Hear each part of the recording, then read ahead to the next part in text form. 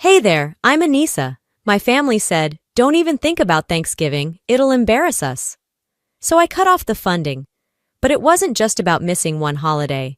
It was the years of lies, manipulation, and control that came before it. Imagine being the only one left out of your own family, while they're pretending everything's fine. But here's the kicker. It wasn't just a lie. They'd been draining me emotionally and financially for years, making sure I'd never leave, until finally I decided enough was enough. Curious about what happened next? Stay tuned, and I'll tell you exactly how I broke free. The wind outside was crisp, that kind of autumn chill that makes you pull your coat tighter around your shoulders. Charlotte was dressed for the season. Red and yellow leaves swirled around the streets, an early hint of Thanksgiving decorating every corner. It was late November 2024, and I was standing in my small apartment, my fingers curling around the warmth of my coffee cup. The sounds of the city outside felt distant, almost muffled, as if I could finally hear my own thoughts. It was supposed to be a peaceful time, you know? Thanksgiving had always been a time for family, even if I had started dreading the annual gathering years ago. But something about today felt different. Maybe it was the call I received earlier from my mother. "Don't even think about Thanksgiving," her voice crackled through the phone. "You'll embarrass us." I didn't even have to ask what she meant. The words landed on me with the same numbness they always did, and yet this time there was something more biting about them. I had been expecting it for years, but there's something about hearing it out loud, spoken so casually, so devoid of any hint of love or warmth. The conversation quickly escalated into something far colder than usual. She continued, her words wrapped in politeness, but it was all too obvious. "We're just trying to keep the atmosphere peaceful. It's best you don't show up." No apology, no, "we miss you." No sentiment of anything that could resemble a connection. Just a stark, impersonal rejection. I felt a sudden rush of heat, my body tensing up. How many years had I spent trying to please them? The endless hours spent covering their mistakes, picking up the pieces, pretending that I could make them proud? In that moment, I realized none of it mattered. I wasn't even worth the effort. I didn't reply right away. I simply hung up. I didn't even feel like screaming. What was the point? Instead, I quietly placed the phone down and stared at the coffee in my hands, wondering how much longer I would let them treat me like this. A few hours later, the notification popped up on my phone. The family group chat. I hesitated, then opened it. Lorena, as always, had something to say. Her message was subtle but cutting. "We're so grateful this year to have a perfect gathering without negativity. Looking forward to a peaceful Thanksgiving," followed by an endless string of likes and heart emojis. No one defended me, no one said a word, not even a hint of support from my brother, not that I expected any. I stared at the screen for a long time, my heart sinking deeper. I wasn't surprised by the message itself. No, this had been coming for years. What stung was how easy it had been for them to erase me, to pretend I didn't exist, to paint me as the problem when in reality, they were the ones that had never truly seen me. After a long moment, I closed the app. No angry texts, no petty responses. I didn't bother replying. Instead, I left the chat, a small, quiet act of defiance. I didn't need to beg for a seat at their table anymore. It wasn't my fight anymore, and I wouldn't be part of their game. The decision felt almost too easy, too natural, but it didn't make it hurt any less. I thought about it long after I'd turned my phone off. It wasn't just about Thanksgiving. It wasn't about food or family photos. It was about the years I'd spent pretending that this family actually wanted me. It was about how many times I'd tried to be the person they needed, the person they could point to and say, "She's doing fine," while I silently picked up their messes, just to get the slightest bit of acknowledgement. I didn't want to be that person anymore. I got up from my chair and walked over to the window. The lights from the street below flickered, casting shadows across the walls. The world was still moving, as if nothing had changed. But I had changed. When I left the group chat, I didn't expect anything to shift immediately. But the truth was, this small click of a button, removing myself, was going to have a ripple effect. They didn't know it yet, but their perfect family image was about to collapse under its own weight. I didn't argue, I thought quietly to myself. I didn't plead. I simply exited, and they had no idea what that small click would cost them soon. 2 days passed since I left the family chat. Thanksgiving was just around the corner, but for me, it already felt like a lifetime ago. I sat on my couch, my legs curled beneath me, the soft hum of the city outside filtering through the window. Charlotte had that quiet hum tonight. No rush, just the steady rhythm of life carrying on. The apartment was small but warm. The light from the street lamps painted long shadows on the walls, filling the space with an odd sense of stillness. I was so used to the chaos my family brought, the expectation that I'd just show up to fix things when they fell apart. But not this year. This year, I had made a different decision. The decision felt almost too simple, too easy, but it didn't make it hurt any less. I had spent years trying to make myself smaller, trying to fit into their world, trying to prove I was worthy of being seen as something other than a second-rate accessory to their perfect family. The holidays, especially Thanksgiving, had always been a reminder of how invisible I truly was. But not this year. I wasn't going to beg for a place at their table. If they didn't want me there, then I would let them live with the consequences of their decision. The phone buzzed again, another message from the family group chat. This time, I didn't even bother to look. Instead, I reached for my phone and opened my banking app. I knew what I had to do. My fingers hovered over the screen, my mind clear for the first time in a long while. I clicked on the transfer history and found the $4,500 I had sent a few months ago to secure the Thanksgiving venue for them. It was their tradition, their perfect gathering. I had agreed to help out because, at the time, it felt like the right thing to do, a daughter doing her part. But now I reversed the transfer. Just like that. No announcement, no drama, no confrontation. I didn't need to say a word. This was my quiet rebellion. The consequence of their cruelty would unfold on its own, and there was nothing they could do to stop it. I closed the app and set my phone down, leaning back into the couch. The tightness in my chest had eased, but the anger remained. The family that I had spent so many years trying to please, trying to win their love and respect, was now out of reach. They would never see me for who I truly was, and that was fine. I was done trying to be something I wasn't. The phone buzzed again, this time a private message from Ronald, my father. I hesitated before opening it, already knowing the tone of the message. Ronald's words were always coated in a veneer of politeness, but they reeked of condescension. I read the message slowly. Anissa, I'm just asking that you understand your mother's intentions here. Please don't cause any scenes. This is important to your mother. I let out a small, bitter laugh. There it was. No apology, no defense, just a weak attempt at shifting the blame to my mother. The message was nothing more than a coward's way of trying to keep the peace without actually addressing what had happened. I let the phone slip from my hands and fell back against the cushions, my mind racing.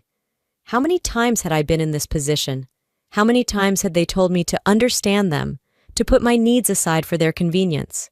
It was always about them, always about their image, their comfort. They never cared about how their words and actions affected me. No more. I had nothing left to give them. I let the silence fill the room as I thought back to everything that had led me here. To the phone call, to the message from Lorena in the group chat. The years of playing my part, quietly suffering through their subtle insults and glaring omissions. The truth hit me harder than anything. They didn't see me as family. They saw me as an accessory to their image, a part of the perfect picture they tried so hard to maintain. But this year, I wasn't going to fix their mess. I wasn't going to play the role they wanted me to. I was done. For the first time in my life, I whispered to the empty room, the words tasting strange on my tongue. I didn't rush to fix their mess. I simply let the clock run out, and it was only just beginning. 3 days before Thanksgiving, the apartment felt emptier than usual. The quiet hum of the city outside my window seemed distant now, almost like a memory of the life I had once known. Sitting at my desk, the soft glow of my computer screen illuminated the space around me. The words on the screen were there, but my mind was elsewhere. It had been a long time since I truly felt at peace, and yet, Something about this silence, this solitude, was comforting. I didn't have to check the family group chat anymore to know what they were saying. I didn't need to see it to feel the weight of their rejection. It had been there in every phone call, every glance, every silence I had endured over the years. But now, it was different. They had made it clear, once and for all, that I wasn't welcome in their world. And I was done pretending. The anger that had been simmering beneath the surface was starting to settle into something else, something quieter, a cold kind of resolve. They didn't want me to be part of their picture-perfect family, so I had decided to step out of the frame. But they didn't know yet what that would cost them. The sound of my phone buzzing interrupted my thoughts. I glanced down. Another notification from my cousin's Instagram story. It was a picture of Lorena looking every bit the perfect, smiling family member as always. The caption was innocuous at first, just a looking forward to Thanksgiving message, but I knew what was coming next. Scrolling down, I found the post she had been tagged in just moments ago. It was a message that stung even more than I expected. Anissa's not attending this year. She's been sick, but out of respect for everyone, she's staying home. We all just want to keep things light and drama-free. I stared at the words, the blood in my veins going cold. Sick? Drama-free? It wasn't the truth, but that didn't matter. They didn't need the truth. They just needed a reason to explain why I wouldn't be there. A clean, easy answer. A way to remove me from their narrative without confronting what they'd done. I shut off my phone and leaned back in my chair, taking a long breath. The sting of betrayal was sharp, but it was fading. In its place was clarity. I wasn't just excluded, I was being erased. They wanted me to disappear from their lives, to fade away quietly into the background. But I wasn't going to let that happen. I thought about how many times they had tried to control the narrative, how many times my role in the family was always secondary, just there for the sake of appearances. A nice, neat story where they could say they had a daughter without actually treating me like one. No more. I didn't need to be their accessory. Later that evening, I received another message, this time from Ronald, my father. Anissa, he wrote, I know you're upset, but please understand your mother. It's been a difficult year for all of us. Don't make this worse, please. It wasn't an apology. It wasn't a request for reconciliation. It was a plea for me to just accept my place, to remain invisible, to keep quiet, to stay out of their way. I read his words slowly, each one like a needle pricking at a wound that had been festering for too long. It wasn't the first time Ronald had used guilt to manipulate me. He didn't care about my feelings. He cared about keeping up appearances. And now, he was trying to keep me in my place, out of the way because his perfect family was more important than my humanity. It was the final straw. For years I had tried to fit into a family that didn't understand me, let alone care for me. But now I was seeing the truth more clearly than ever before. They didn't want a daughter. They wanted a prop for their perfect family image. They didn't care if I was happy or healthy or even alive. As long as I didn't disrupt their picture, I was a part of the show. That night, I sat quietly, staring out the window as the world moved on without me. I wasn't going to fix their mess anymore. It wasn't my responsibility to keep their illusions intact. If they wanted a family portrait without me, they'd get exactly what they asked for, just not in the way they expected. The next morning, I woke up with the same weight of realization, but a surprising sense of calm. I didn't have to fight for a place at their table anymore. I had my own table now, and I would build it with people who actually saw me. People who didn't see me as a reflection of their own image, but as a person in my own right. I didn't need them, and for the first time in years, I felt lighter, more free. There was nothing left to prove to them. But I wasn't finished yet. The day before Thanksgiving, I sat at my desk, the late afternoon sunlight casting long shadows through the apartment. The temperature outside had dropped, and the trees swayed with the promise of winter on its way. Inside, the quiet felt heavier than usual. My fingers tapped steadily against the keys of my laptop, finishing up the last few emails before I could finally call it a day. The constant hum of the city outside was almost soothing, and for the first time in days, I felt like I had a handle on everything. But that feeling was short-lived. My phone buzzed on the desk beside me. I ignored it at first, too engrossed in my work, but when the buzzing grew persistent, I reluctantly picked it up. It was a forwarded message from an unknown number. Curiously, I opened it. It was an email, a beautifully designed Thanksgiving invitation. The subject line simply read, "Thanksgiving Gathering, Invitation." I didn't need to open the full message to know what was inside. I clicked on the attached guest list, and my heart dropped as my name was nowhere to be found. I blinked at the screen, reading the name of everyone invited, everyone but me. The email was polite, of course, but it was clear what this was, a message that I wasn't wanted. The invitation was from Dorian, one of the few family members who still tried to pretend there was peace. But this wasn't peace. It was the final confirmation that I had been completely erased from their lives. I didn't need any more confirmation. The message was clear. You are not welcome. I wasn't surprised, but the feeling that washed over me was still hard to describe. A part of me wanted to shout, wanted to throw the phone across the room, but I didn't. I held the phone tighter and calmly read through the message once more. It was like they were rubbing it in my face, a form of passive-aggressive superiority. I closed my phone and sat back in my chair, my thoughts swirling. They didn't want me at Thanksgiving. Fine. I wasn't going to make any more effort to be a part of their perfect little world.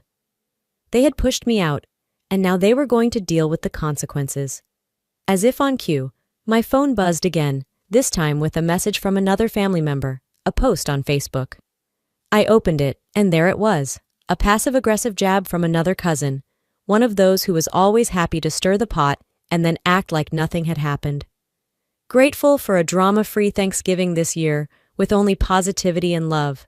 So happy to be with family who make everything perfect. There it was, another slap in the face, another message meant to ensure I knew exactly where I stood. It didn't take a genius to see who they were referring to. I had been excluded from everything, and they had the audacity to act like it was all for the best, to pretend it was out of love and respect. I didn't post anything back. I didn't text back. Instead, I sat there, staring at the screen, the anger simmering inside of me. This wasn't about being upset anymore. This wasn't about defending myself or begging for their approval. I was beyond that now. This was about watching them, seeing how they thought they could erase me and not suffer for it. I wasn't going to fix their mess. They had created it, and now they would deal with the fallout. The storm inside me wasn't a tantrum. It was a controlled fury. They had thought they could take everything from me, control my every move, use me for their own selfish purposes. But this time, they were wrong. I stood up from the desk, pacing slowly around the room. I could hear the muffled sounds of the city outside, a reminder of how little it mattered now. I wasn't going to fix anything for them anymore. I took a deep breath, feeling the weight of the decision I had made. Let them go on with their perfect Thanksgiving. Let them think that I would just quietly disappear into the background. By the time the first turkey was carved, their perfect Thanksgiving would already be falling apart, and they'd never even see it coming. The sharp, cold air hit me as soon as I stepped out of bed, pulling me from the warmth of the covers. It was Thanksgiving morning, but it didn't feel like Thanksgiving, not in any way I had ever known. The kind of Thanksgiving where everyone gathered around the table, laughed and pretended everything was fine. That wasn't going to happen this year. And for the first time in a long time, I didn't feel the weight of loss, just a cold clarity that wrapped around me like a shield. I made my way to the kitchen and started brewing coffee, the comforting smell filling the air as I stood at the counter, staring out the window. The world outside seemed indifferent, as it always did.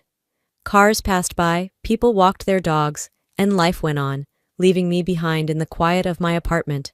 For the first time, I was okay with that. I leaned against the counter, letting the sound of the coffee machine steady my breathing. There was something almost peaceful about being removed from the chaos I had been a part of for so long. But that didn't mean I was done. Not yet. I glanced at my phone, noticing an email notification that I had missed earlier. It was from the family's event coordinator, a name I hadn't thought about in months. I clicked open the email, and as I scanned it, something caught my eye. The Thanksgiving venue reservation. I had helped them with that. Or rather, I had supported it, silently making sure everything was in place. I didn't expect thanks. Who needed that from them? But what I did expect was acknowledgement. A flicker of realization crossed my mind as I scrolled through the details of the booking. I controlled part of this. I didn't need to go into the details. Just the thought of it was enough. I had access to the booking rights for the Thanksgiving venue. It wasn't something they knew, and it wasn't something I had ever told them. But now, it was my little secret. A quiet power I had held for months, and I hadn't even realized its weight until now. They hadn't erased me yet. Not completely. I still had the ability to make their perfect little gathering fall apart. I smiled, a cold, almost empty smile, as I scrolled back to the details of the payment. The final deadline was fast approaching. They were about to set everything in motion, convinced I would play the role they expected of me. They were wrong. Instead of sending a reminder or trying to offer a solution, I sat there. I didn't need to make a move yet. I simply waited. I'd let them sweat a little. Let the deadline loom over them as a reminder that things don't always go according to plan. Not for them. Not anymore. It felt almost too easy, too quiet. But it didn't make the anger go away.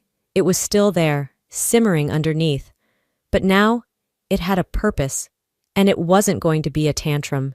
It wasn't going to be some childish act of rebellion. No, this was calculated. This was about standing my ground.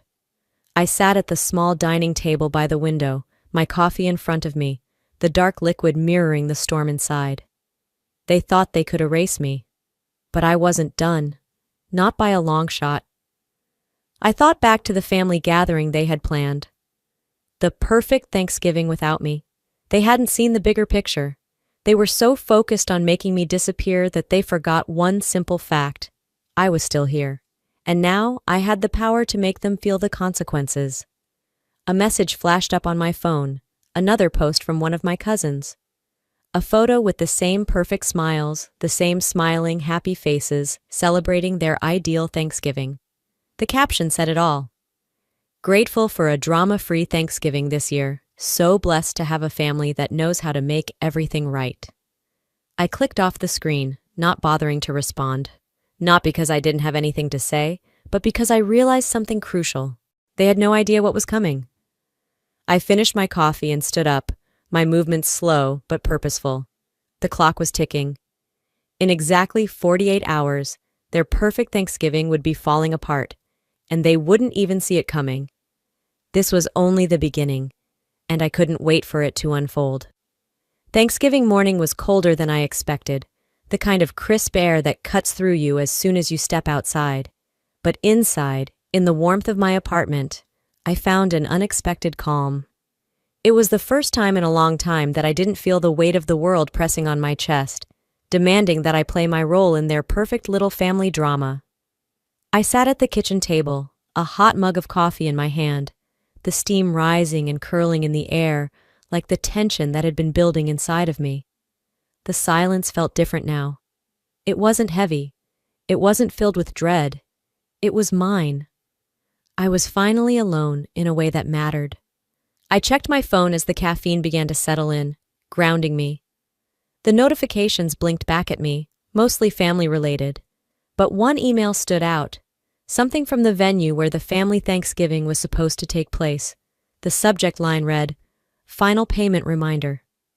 It hit me like a wave crashing on the shore, and for a second, I didn't know whether to feel satisfaction or something darker. The payment was overdue. This was it. The first crack in their perfect image. The perfect Thanksgiving they thought they were about to have. I took a slow sip of my coffee and opened the email. The final payment deadline had passed. The reservation had been canceled. I wasn't going to gloat, though. Not yet. They had no idea what was coming. The moment I realized it, I felt the weight of control shift. This wasn't some small act of petty revenge. It was bigger than that. It was about the power I had, the power I'd quietly held for months, and how they had underestimated me.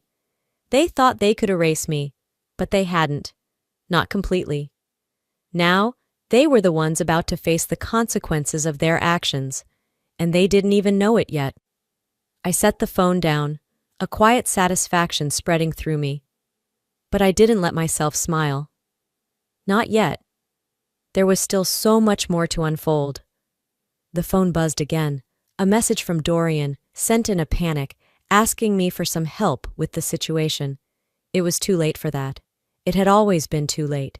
He had erased me from the family narrative, but now I would return the favor in a way that hurt them most, by making sure their perfect Thanksgiving would fall apart without lifting a finger. Minutes passed, then an hour. I sat there waiting, watching the time slip away. I didn't need to make a move just yet. The clock was ticking for them, and I had no intention of doing anything to speed it up. They had set this all in motion themselves. Soon, I saw another notification, a frantic text from Dorian. "We need to act fast. Can you help with some arrangements?" The words were a mess, as if he hadn't quite figured out what was happening yet. I could almost hear his panic over the message, feel the unease seeping through his words. But there was no helping them now. I took a deep breath, sipping my coffee again, but this time, the taste didn't soothe me. It steeled me. I was ready for this. They wanted to paint a picture of a perfect family? Fine. I wasn't going to be part of it. Not anymore. The phone buzzed again, this time with an email from the venue, confirming the cancellation. I read it, letting the cold words sink in. Reservation for Thanksgiving event canceled due to non-payment. I wasn't going to post anything on social media or send out any angry messages. I didn't need to. They would do all the work for me. They would scramble. They would panic. They would try to salvage what they thought was the most important thing, maintaining their perfect image. But in their frantic attempts, they would reveal themselves for what they were. I wasn't going to fix their mess anymore. This time, they would deal with the consequences of their own actions. The evening of Thanksgiving had finally arrived. For the first time in years, I wasn't watching the clock tick toward the usual family gathering. I wasn't making small talk over mashed potatoes, nor was I feigning smiles for the sake of a photograph. Instead, I sat alone in my apartment, the quiet hum of the city outside my window, a far cry from the chaos I knew was unfolding elsewhere. I leaned back against the couch, reflecting on everything that had led up to this moment. I wasn't angry anymore. The bitterness that had consumed me for so long had been replaced with something much quieter: determination. I had taken control, and now the consequences of their actions were about to hit them in ways they could never have expected. They had spent their lives pretending that I didn't matter, erasing me from every family photo, every gathering, every meaningful event. But they were wrong to think I was gone. I was still here, watching, waiting. The phone buzzed on the coffee table, pulling me from my thoughts. It was a message from Tamara, Dorian's girlfriend. She wasn't going to let me fade into the background so easily. The text read, "Heard you've been causing trouble, telling lies about us. Can't believe you're doing this to Dorian after everything he's done for you." I rolled my eyes and set my phone down. The lies were starting to spread now. Tamara had already started her campaign to smear my name, telling everyone that I was ungrateful, that I'd borrowed money from Dorian and failed to repay him. As if the debt wasn't a figment of their imagination, a tool to control me, a weapon they'd never actually used until now. I wasn't surprised. I'd known this was coming. They would make me the villain in their little narrative, but I wasn't about to play along. I opened my laptop and glanced over my email. Another message, this time from Ronald's lawyer. I'd been expecting this too. The legal notice informed me that I had been removed from Ronald's will. It was their final attempt to cut me off entirely, to ensure I didn't have any ties to their wealth or their perfect family. I read the email through, feeling the cold detachment wash over me. This wasn't about money, though. This wasn't about the inheritance they thought they could control. It was about them thinking they could erase me entirely, without consequence. I took a deep breath, the kind of deep breath that comes before a storm. I wasn't going to scream or lash out. I wasn't going to engage in the petty drama they wanted to provoke. I had made my decision. I would stand back and let them fall apart. This was their mess, and they would be the ones to clean it up. I opened the email from Ronald's lawyer again, clicked the reply button, and typed a simple message. "You've made your move, so have I." I hit send, then leaned back in my chair. For the first time in a long time, I felt calm. No more attempts to placate them. No more trying to fit into their world. I wasn't a pawn in their game anymore. They had underestimated me. They thought they could push me out without facing the consequences. But now, it was their turn to feel the fallout. Minutes passed. The world outside continued on, unaware of the chaos that was about to unfold within that perfect, carefully curated family. I could almost hear the panic already starting to spread, the scrambling to salvage whatever they could of their perfect Thanksgiving. But there was nothing they could do now. The first thread had been pulled, and before they even realized it, the whole house of cards would come crashing down. The night of Thanksgiving arrived. The perfect, glossy family images I had seen plastered on social media only hours ago were now rippling into something less polished, something more real. The chaos, the scrambling, the panicked attempts to fix what couldn't be fixed. I felt a strange sense of peace watching it all unravel from a distance. It was quiet now. The phone in front of me had gone silent. No new notifications, no more messages from the people I had once called family. But I knew things were about to get worse for them before they realized what was happening. They had no idea the storm they had unknowingly set in motion. I sipped my coffee slowly, letting the warmth flow through me, grounding me. The world outside continued its usual Thanksgiving hum, distant voices, the hum of car engines, the faint chatter of strangers enjoying their holiday. But for me, everything had shifted. I wasn't part of their world anymore. I had opted out. I didn't need to rush, didn't need to push for the attention, for the apology that would never come. I knew they were out there, scrambling to put the pieces of their perfect image together. But I also knew that their perfect family portrait had already been tainted, and there was no way to undo it. A sudden memory flashed through my mind, reminding me of how I had once played along, trying to earn their approval, trying to be someone I wasn't. But not anymore. I wasn't going to fix their mess, and that realization was more freeing than anything I had felt in years. The phone buzzed again, breaking my thoughts. I glanced down at the message that had just popped up on my screen. Dorian's speech had started, and it was everything I had imagined it would be. A pathetic attempt at salvaging his dignity in front of the people he had invited to this half-hearted Thanksgiving event. I could almost hear the nervous tremor in his voice through the text, his desperate need for validation. He was thanking everyone for attending, speaking about family unity, and of course maintaining peace. But the words fell flat. There were no genuine smiles in the photos, no real warmth in the air. The guests weren't buying it. Some had already left, uncomfortable with the hollow spectacle. I didn't need to say anything. I could already feel the shift. The more Dorian tried to patch things up, the clearer it became that I was the one in control now. Not by action or retaliation, but by stepping back, by staying silent. Let them make their moves. Let them think they had everything under control. But deep down, they knew this Thanksgiving was far from the flawless one they had envisioned. Then came the call. The name on the screen read, Ronald. I wasn't sure what I expected. Maybe a text, maybe an email. But this was different. Ronald was desperate. The way he fumbled through his words when I answered the phone confirmed it. He was trying to make me feel guilty, trying to lure me back in with promises of reconciliation. I know things have gone too far, Anissa, he started, his voice trembling just enough to betray his usual control. I never wanted it to get this far. We're family. I just want you back. I'm sorry for everything. I didn't interrupt him. I let him speak, waiting for him to finish. When he finally stopped, I took a breath, letting the silence settle between us. Then I responded, my voice calm, collected. It's too late to fix what you broke. There was a pause on the other end of the line, and for a split second, I could almost hear the silence in his head, the realization of finality setting in. I've made my decisions, Ronald. You made yours. I hung up the phone, not out of anger, but out of a sense of peace. I wasn't going back. I wasn't going to play the role they had carved for me anymore. Sitting back in my chair, I let the weight of it all settle over me. I wasn't their daughter to fix their problems or to stand in for their broken family. I had let them drag me down for too long, trying to make me fit their mold. But now, I had the power to choose, and choosing to walk away was the most empowering decision I'd ever made. I looked out the window, the city lights twinkling below.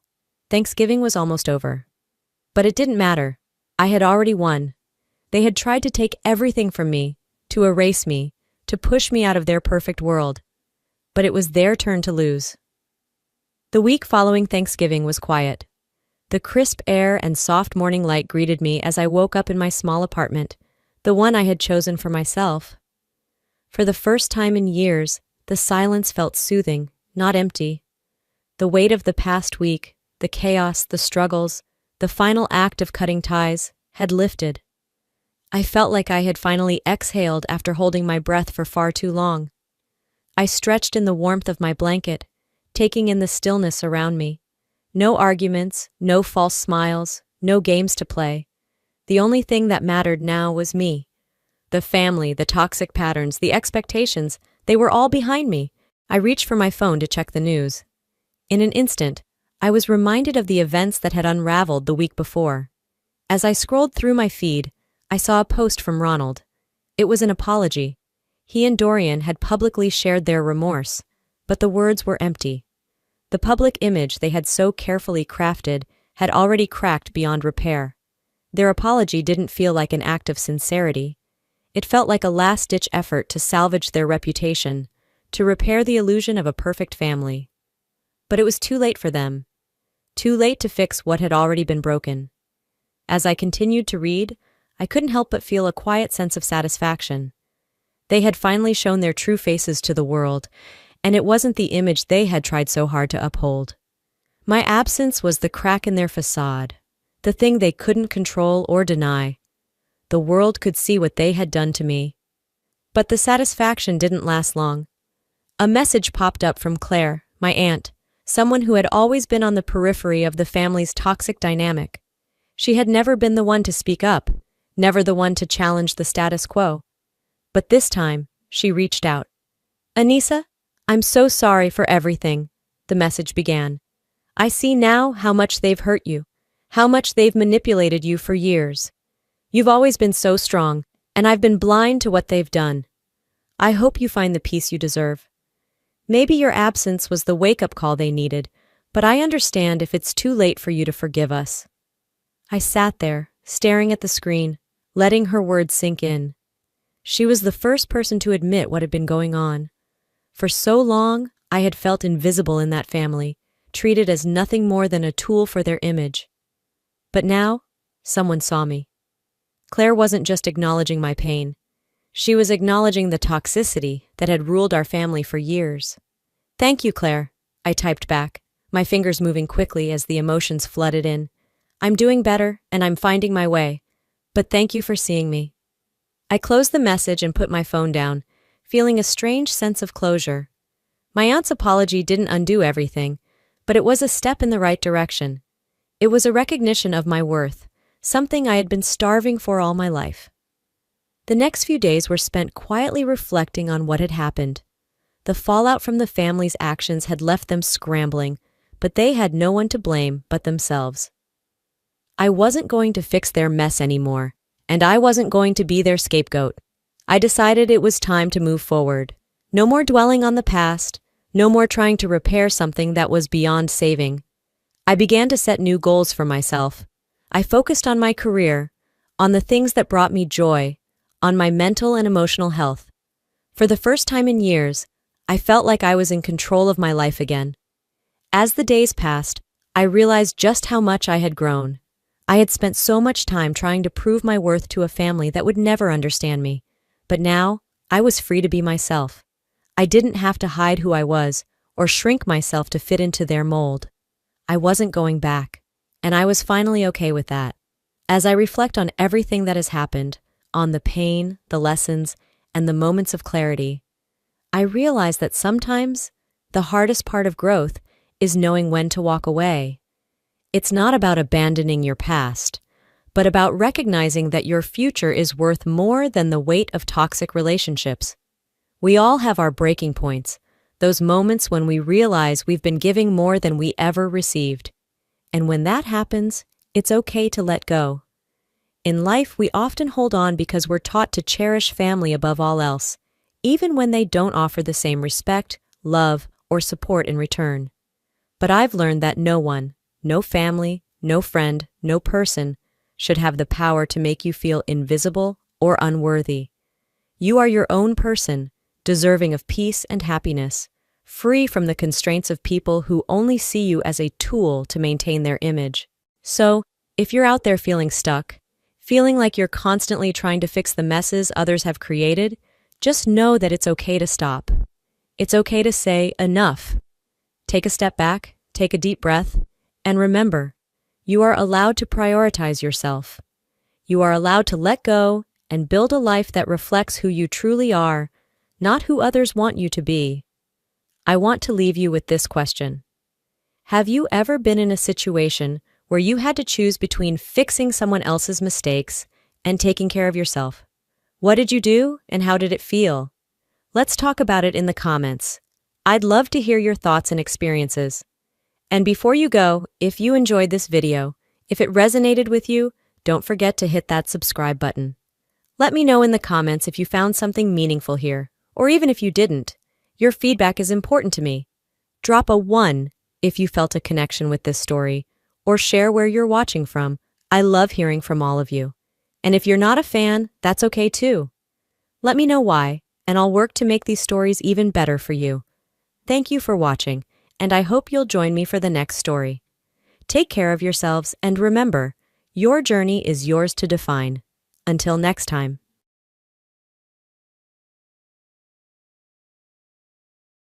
My name's Nicole. Growing up, the difference between me and my twin sister, Rachel, was huge. She was the golden child, and, well, I wasn't. Our dad was a strict university professor who spent all his time on books and lectures. Our mom was the perfect housewife, dedicated to her home and family, always pushing us to follow in her footsteps. For as long as I can remember, home felt more like being constantly judged. My parents had a vision of the perfect family, and it didn't include a daughter who wore band t-shirts and kept to herself. "Nicole, why can't you be more like your sister?" was my mom's favorite phrase, usually said when I came to breakfast with my headphones in, trying to block everything out. Rachel, on the other hand, soaked up all their approval. "I don't get why it's so hard for you to wear a nice dress and smile more," she'd say, flipping her perfect hair. It felt like we were from different worlds. One Monday, our family was getting ready for one of Dad's boring faculty parties, which we had to attend. I decided to rebel in the smallest way I could. I put on my darkest eyeliner and wore boots that definitely didn't fit the dress code. "You're not going out like that, are you?" Mom asked when she saw me on the stairs, her eyes glued to my boots like they were dirty. I shrugged. "Why not?" She sighed, the kind of long sigh that made me feel like I was ruining her perfect world. "Please, Nicole, just this once, can't you try to fit in?" she begged. "For what? So you can act like we're the perfect family?" I shot back, fed up with it all. "It's not pretending. It's about showing respect for your father," she said, her voice getting serious.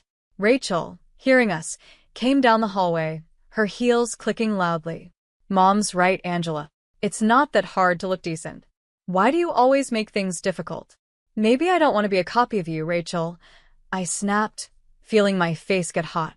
I hated these arguments, hated being compared to her. I hated feeling like I didn't fit in my own home. Dad showed up at the bottom of the stairs, his eyebrows furrowed. His voice was firm. "Nicole, go change now. We're leaving in 22 minutes. There was no arguing with him. He didn't have to yell. The look of disappointment on his face was enough to make me turn around and go back to my room. I swapped my boots for plain flats and wiped off half of my eyeliner. On the way to the party, the car was silent, except for the classical music Dad always played because he thought it was calming. I stared out the window as the trees blurred by. In that moment, I promised myself that one day, I'd live a life where no one could tell me what to wear, how to act, or who to be. I'd be free from these constant expectations. My room was the only place where I could pretend I was somewhere else, away from all the pressure. Unlike the rest of the house, which was filled with my parents' choices, My room was mine. It wasn't much, just walls covered in sketches and music posters, but it was my escape. One evening, I was trying to get lost in my favorite music when Dad knocked and walked into my room with his usual frown. "Nicole, turn that noise down. And why haven't you studied with Rachel today?" "You both have exams coming up," he said in a stern voice. I pulled out one earbud and replied calmly, "I've been studying, just not with Rachel. I learn better on my own." Dad shook his head, clearly not convinced. "You know the rules. Your sister gets good grades, and you should be doing the same. I don't know why you always make things difficult." I felt my frustration building. "I'm not trying to make things difficult. I just don't see why I have to do everything Rachel's way. Can I have my own way of studying?" He didn't answer that, and instead changed the subject. "And those friends of yours, I saw you with them at the cafe yesterday. I don't think they're a good influence. You should be spending time with the daughters of my colleagues. They're more suitable." I felt my temper rising.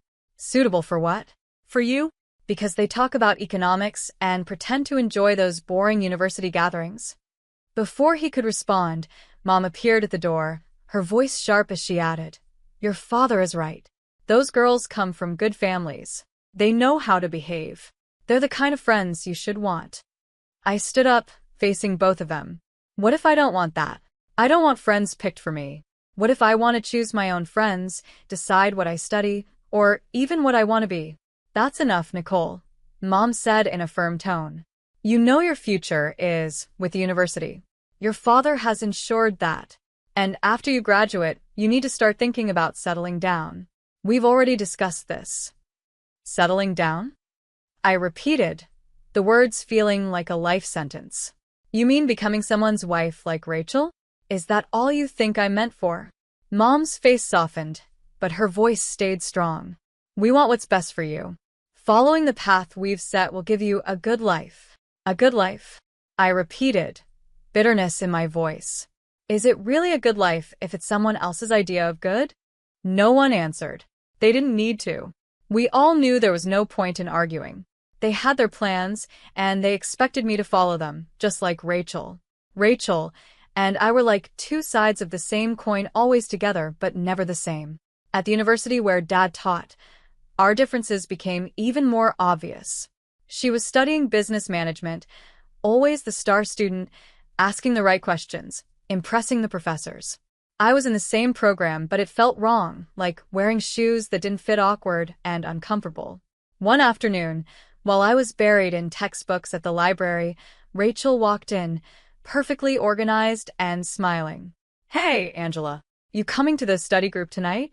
Professor Hall might drop by, and it'd be good for us to make an appearance," she said lightly, but I could feel the pressure in her words.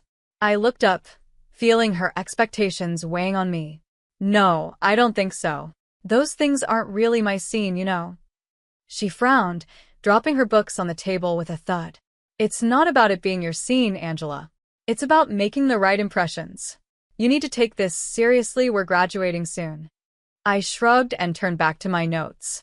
"I am taking it seriously, just not in a way that makes me miserable. Why should I pretend?" "Because, Angela," she said, her voice firm, "sometimes you have to play the game to get ahead. You think I enjoy all this?"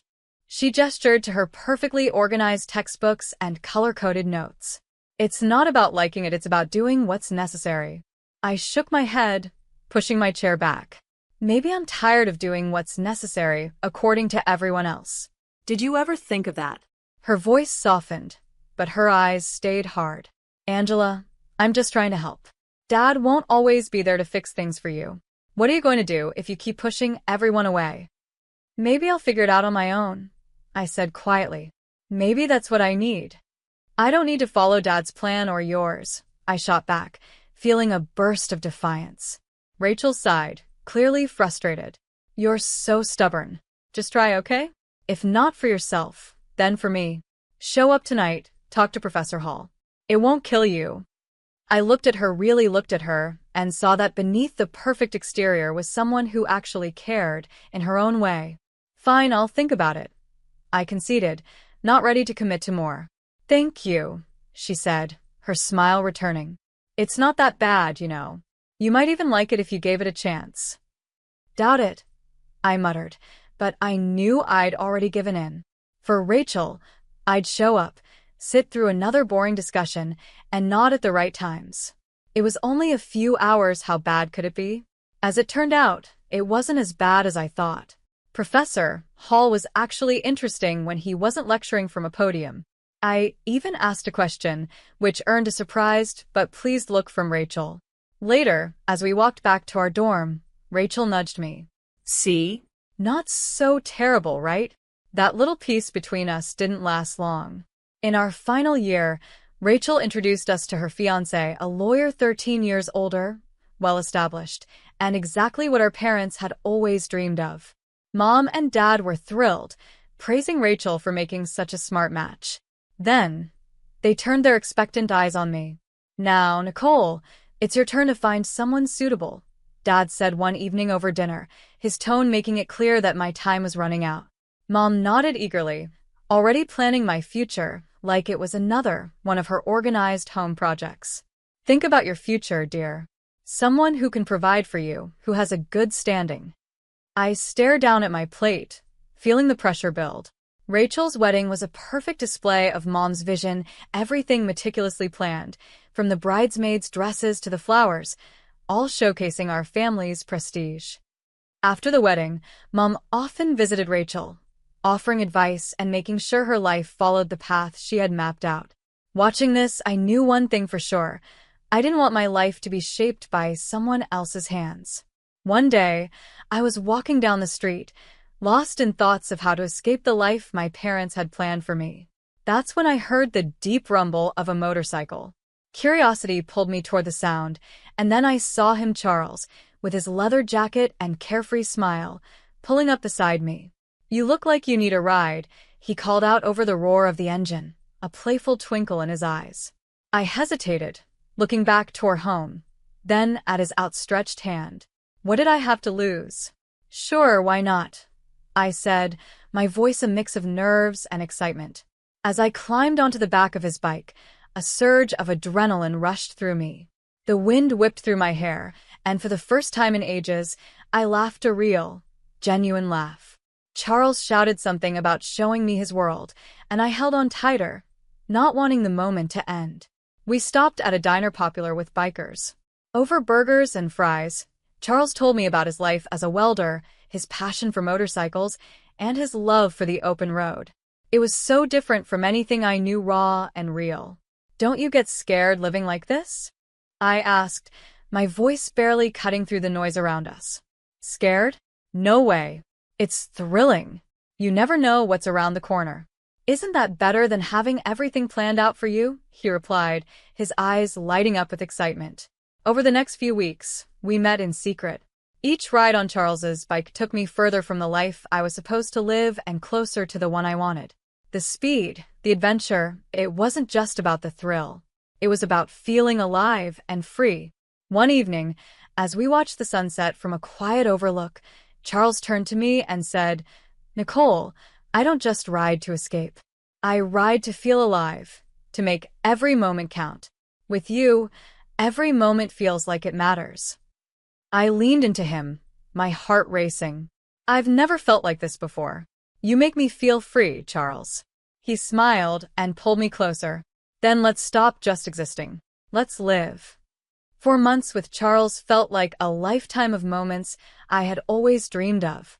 The night he proposed under the stars, with the gentle hum of his bike in the background, my heart said yes before I could even speak. It was perfect, except for one thing: my parents. I struggled with the thought of introducing Charles to them. He was everything they wouldn't approve of: his rough edges, his wild spirit, his simple yet fulfilling life as a welder. But love gave me courage, and I knew it was time to face them. The day I brought Charles home, he wore his usual leather vest, black t-shirt, ripped jeans, and a bandana.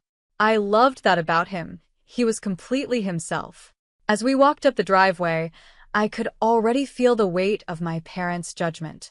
When we stepped inside, Mom's face went pale at the sight of Charles, her eyes wide in shock. "What in the world, Nicole?" she whispered, barely able to speak. Dad's reaction was harsher. His words cut like knives. "Who is this?" And why is he dressed like a thug in our house? I took a deep breath, trying to calm my nerves. Mom, Dad, this is Charles. He's the man I love, and we're getting married. Their silence was overwhelming. Then Dad looked at Charles, his voice full of disapproval. Married? What do you do for a living, young man? What are your qualifications? Charles, to his credit, didn't flinch. I'm a welder. I took some specialized courses after high school. I work hard and make an honest living. The look on my parents' faces was a mix of shock and disbelief. Mom looked like she might faint. A welder? Nicole, you can't be serious. Dad's voice rose, anger clear. You expect us to bless this? To let you throw away your future for a welder? I felt my resolve harden. Yes, because he makes me happy. Isn't that what should matter? But the life you'll lead, Mom began, her voice shaky. It'll be the life I choose, I said firmly, my voice growing stronger. Dad shook his head, his mind made up. We cannot and will not support this. If you choose him, don't expect to be part of this family. His words broke my heart, but not my decision. Charles squeezed my hand, giving me the strength to face them. Then I choose Charles. I choose us. I choose my happiness. Mom's eyes filled with tears, and Dad's jaw tightened. If you walk out with him, don't bother coming back, he said coldly. As Charles and I left my parents' house, my emotions were all over the place: pain, relief, excitement, and fear, all mixed together. The night air felt different, like every breath was leading me into a new life. We rode in silence for a while, the steady hum of the motorcycle beneath us, the only sound. When we finally stopped at a small diner on the edge of town, Charles turned to me, his face serious. Are you sure about this, Nicole? Really sure? There's no going back after tonight, he said, his eyes searching mine for any sign of doubt. I nodded, squeezing his hand. I've never been more sure of anything. Being with you feels right. It feels like what I'm supposed to do. He smiled that charming smile that had won me over the first day we met. All right then, let's do it. Let's start our life together. Inside the diner, we found a quiet booth in the corner. The waitress brought us 2 coffees without asking, and we sat there, planning our next steps. So, what's first? I asked, stirring cream into my coffee, watching it swirl. We'll need to find a place to stay, at least for a while. Then maybe look for jobs. I've got some friends who can help us get started, Charles said, his tone practical but hopeful. It's going to be tough, isn't it? I asked, feeling both nervous and excited. I wasn't really asking, more just stating the obvious. The reality of what we were doing was sinking in. Charles reached across the table, covering my hand with his. It might be tough, but we'll handle it together. We've both been through hard times before, right? I couldn't help but laugh. A quick, real laugh. Right. Together. We spent hours in that diner, talking and planning. Every so often, Charles would throw out an idea that sounded so wild and free, it made my heart race. And maybe one day, we'll save enough to take that road trip across the country, just you, me, and the open road, he said. I like that, I replied, letting myself dream bigger than I ever had before. As we rode back into the city, we started searching for our new life. The next few weeks were a blur of activity. We found a small apartment on the edge of town. It wasn't fancy, but it was ours. Charles got a job at a local garage, and I picked up shifts at a nearby diner. Life wasn't easy, but it was ours. We made it work with what we had, and every night, coming home to each other felt like we had everything. Months later, we decided it was time to make things official and got married in a small, intimate ceremony. I held on to a tiny hope that my family would come, that they'd see how happy I was and let go of their judgments. But the seats reserved for them stayed empty, and no messages of congratulations came. Despite the sting of their absence, the day was perfect because it was ours. Over time, I grew very close to Charles's mom. She welcomed me with open arms, calling me her daughter and helping fill the void left by my family's rejection. Her warmth and love healed some of the pain my parents had caused. Things started looking up for us. After Charles completed training and became a certified underwater welder, his income jumped to $450,000 a year. That change made a huge difference. We were able to buy a townhouse in a nice area, the kind of place I'd always dreamed of, but never thought I'd actually live in. I started working as a dispatcher at Charles's company, and it didn't feel like just a job. It felt like I was part of something important, supporting the man I loved and building our future together. On weekends, we'd escape the city on his bike, speeding through winding roads and enjoying breathtaking views. Those moments, with the wind in my hair and Charles's warmth behind me, were pure bliss. Living close by, my mother-in-law became a regular visitor. One afternoon, while Charles was in the garage tinkering with his bike and I was making coffee, she arrived looking a bit troubled. "There's been some bad news," she said. She sat down at the kitchen table and said, "There's something about a professor at the university involved in a harassment scandal." My heart skipped a beat. "Oh, did they say who it was?" I asked, trying to keep my voice calm, but dreading the answer. She shook her head. "No, they didn't mention a name on the radio, but you know how these things go. It's probably all over the TV by now." Nodding, I turned on the television and tuned into the news. Sure enough, there was a report on the scandal, and just as I feared, my father's face appeared on the screen. The anchor described the accusations, and I felt a cold wave of shock wash over me.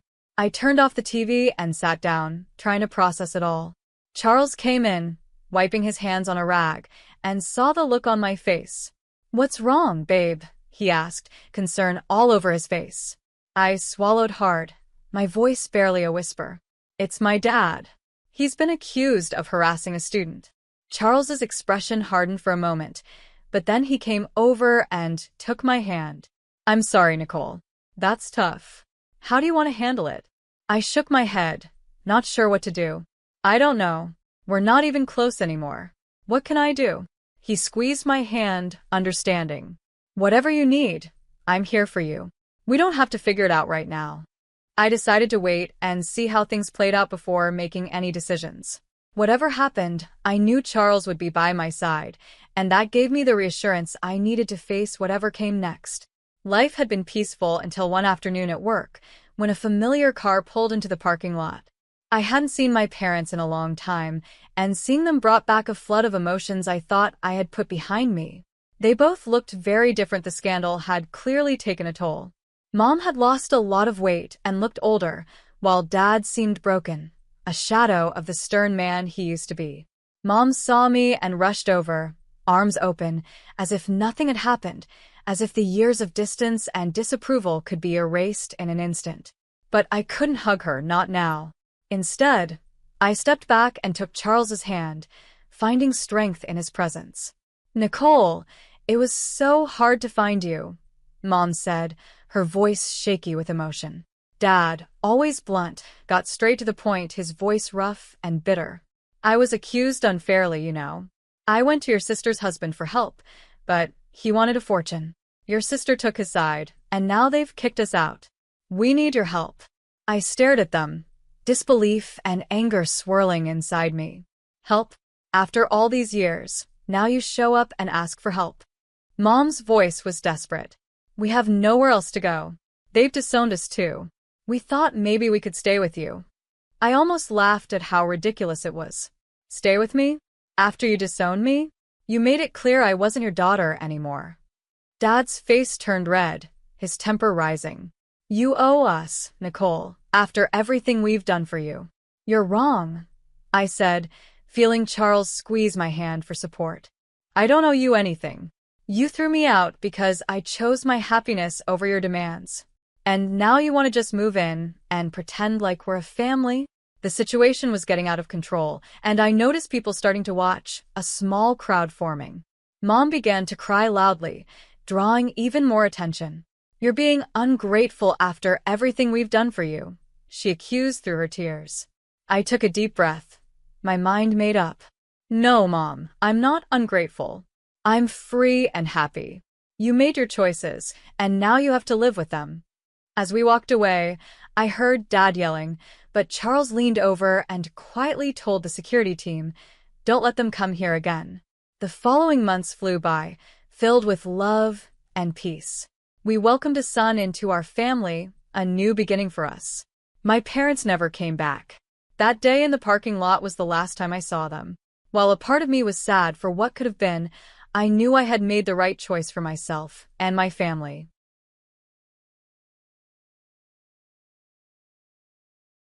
People like you, with no job and little education, are not welcome in this house.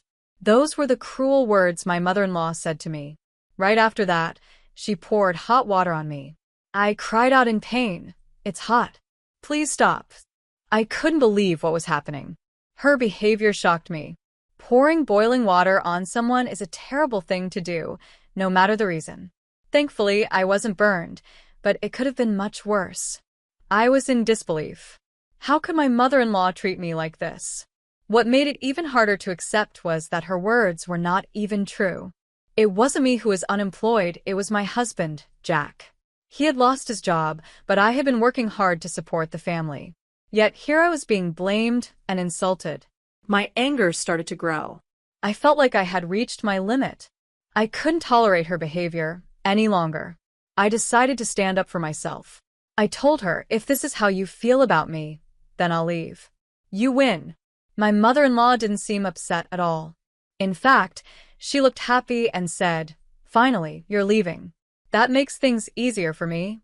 Her cold reaction made it clear that she didn't regret what she had done. I realized I didn't want to stay in such a toxic place anymore. Without wasting time, I packed my things and left. I went back to my parents' home, where I knew I would be treated with kindness. What my mother-in-law didn't know was that I wasn't helpless. In fact, I was the one keeping her household afloat financially. Since my husband had lost his job, I had started trading stocks and I was earning about $50,000 a month. I didn't need to rely on her or anyone else to survive. Even if she came to me later, asking for help with money, I decided I wouldn't help her. She had treated me so badly, and I didn't think she deserved my kindness. She would have to live with the consequences of her actions. I had been married to Jack for about 3 years. We met at university, where we both studied economics. After we graduated, we both got jobs at different finance companies. Even though we were busy, we kept our relationship strong. For years after we started dating, Jack proposed to me. He said, "Angela, I will make you happy. Please marry me." I believed him.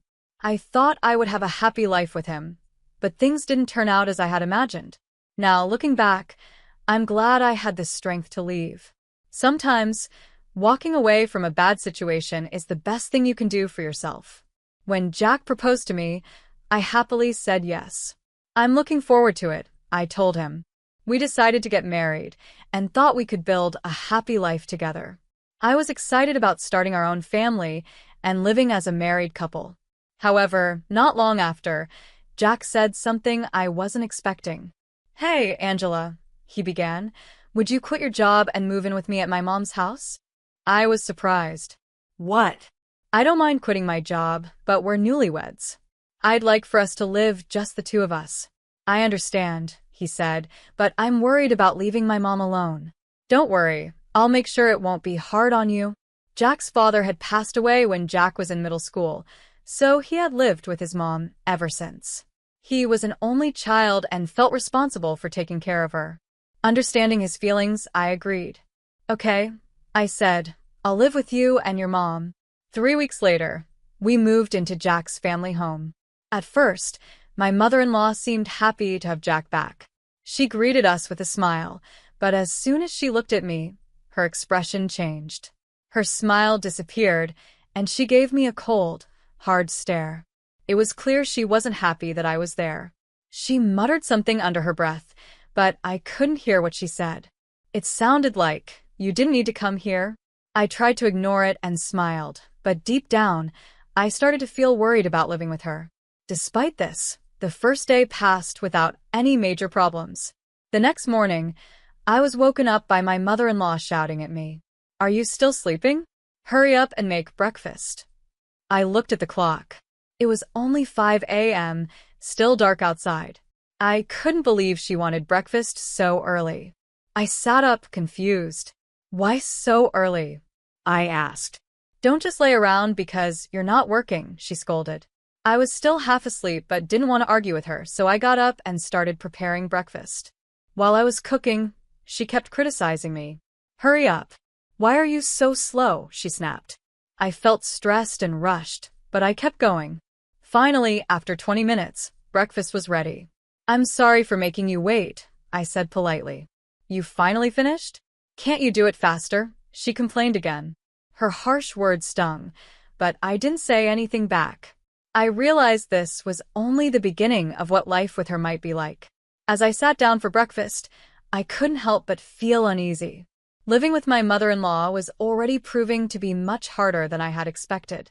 I wanted to tell my mother-in-law that it was impossible to cook any faster, but instead, I just smiled and tried to let it go. However, she wasn't done with her complaints. "What is this? The soup is too salty," she said, glaring at me. "I don't think it's that salty," I replied cautiously. "What are you saying? Are you implying something is wrong with my taste? Are you trying to kill me by feeding me such salty food?" she snapped. Her words left me stunned. I had never intended or even thought of such a thing. Why was she accusing me like this? And why was she so harsh on me? Her behavior was confusing and hurtful. Trying to understand, I gathered the courage to ask, "Mother-in-law, why are you so harsh on me?" "What are you talking about?" "I'm not being harsh," she said, acting as if she didn't know what I meant. "Or, are you trying to make me look like the bad person here?" "No, that's not what I mean," I stammered, feeling overwhelmed by her attitude. Her pressure made it hard for me to continue the conversation. "Finish eating, then clean the dishes. After that, there's laundry to do," she ordered. "There's no time to rest." From that day on, my mother-in-law continued to treat me harshly. Every day, she criticized me over everything. It was exhausting, both mentally and physically. When I cleaned the house, she would say, "You missed the dust in the corners." When I did the laundry, she'd point out, "There's still a stain here. Are you even doing it properly?" After a month of living like this, I felt like I couldn't take it anymore. I was at my breaking point. One night, I decided to talk to Jack about it. "Jack, I need to talk to you," I began. "Your mother has been saying mean things to me every day, and it's really hard for me. Could you please ask her not to speak to me that way?" I expected Jack to comfort me, or at least respond, but he said nothing. His silence made me even more upset. "Jack, are you listening?" asked again, frustrated. Then I noticed something odd. He looked pale, like he wanted to say something but didn't know how. "What's wrong? Did something happen?" I asked, concerned. Jack hesitated before speaking. "Actually, I've been fired from my job." I was shocked. "What? Is this some kind of joke?" "No," he said quietly. "The company had to lay off a lot of employees because profits dropped. They decided to downsize, and I lost my job." I couldn't believe what I was hearing. "So, you're unemployed now?" I asked, struggling to process the news. "Yes," he said. "Starting tomorrow, I won't have a job." I sat there in silence, unable to find the words to respond. My world suddenly felt even heavier. After receiving the notice that I would lose my job in a month, I realized I had only a short time left to work. Thankfully, I had been using what I learned at the securities company to trade stocks. In the beginning, it was tough, and I made some mistakes. But over time, I got better and eventually started earning about $50,000 a month. Because of this, we weren't struggling financially. I focused on supporting Jack and tried to forget about the daily harassment from my mother-in-law. The next day, I decided to stay strong for Jack. He had just lost his job, and I felt it was my duty to support him. My mother-in-law's harsh treatment continued, but I endured it for his sake. A month passed, and Jack officially became unemployed. At first, he made some effort to look for a new job. However, as time went on, he started staying home more and more, making excuses about why he wasn't applying to places. "Shouldn't you take your job search more seriously?" I gently suggested one day. "I'm looking," he replied, "but it's hard to find a company that suits me." It didn't seem like he was serious about finding work. I felt frustrated but kept quiet and continued to support our household financially. Meanwhile, my mother-in-law's treatment of me got worse. She constantly criticized me, and I started feeling more and more exhausted. At first, I thought I had to endure her behavior because Jack was unemployed, but as time went on, I no longer felt that way. I began to feel drained and unhappy every day. One morning, Jack left the house earlier than usual. It was unusual for him to go out so early, and I hoped he was finally taking his job search seriously. After he left, I got started on my usual chores. As I cleaned, my mother-in-law sat on the living room sofa, sipping her coffee. "Make sure you clean properly," she said sharply. "Don't miss any spots." I ignored her comments and continued cleaning. Suddenly, she threw a tantrum and started yelling at me. "How dare you ignore me? You're just a mere daughter-in-law. You don't even have a real job," she screamed. I tried to stay calm and kept cleaning, but her anger only grew. She stormed up to me and yelled even louder.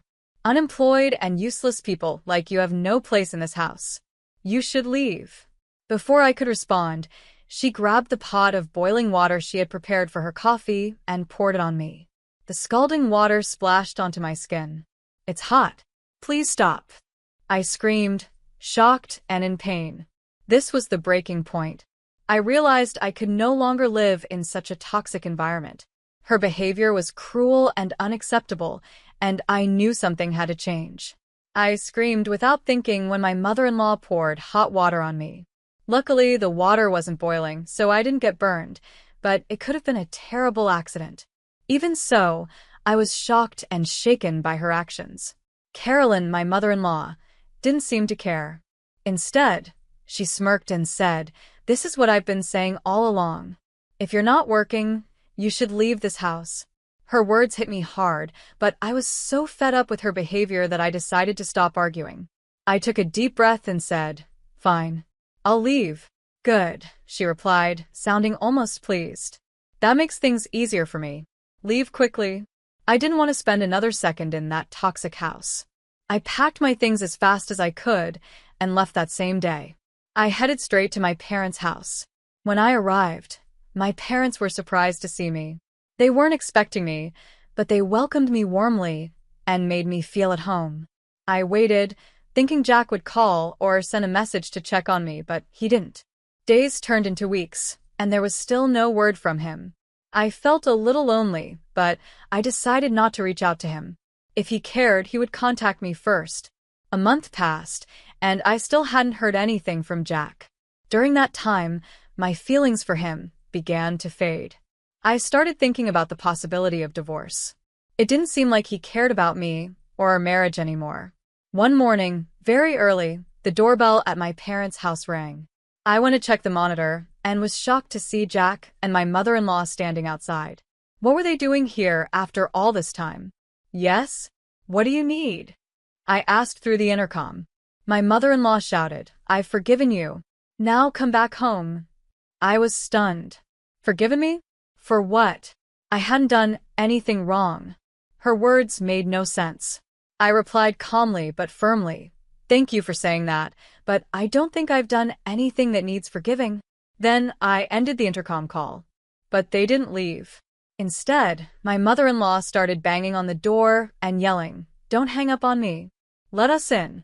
Come back with us." Worried that their shouting and noise might disturb the neighbors, I reluctantly opened the door and let them in. I led them to the living room and invited them to sit down. Once they were seated, I asked, "Why are you here? What's going on?" I couldn't understand why they were here now. My mother-in-law was the one who had insisted that I leave. And now, she was telling me to come back.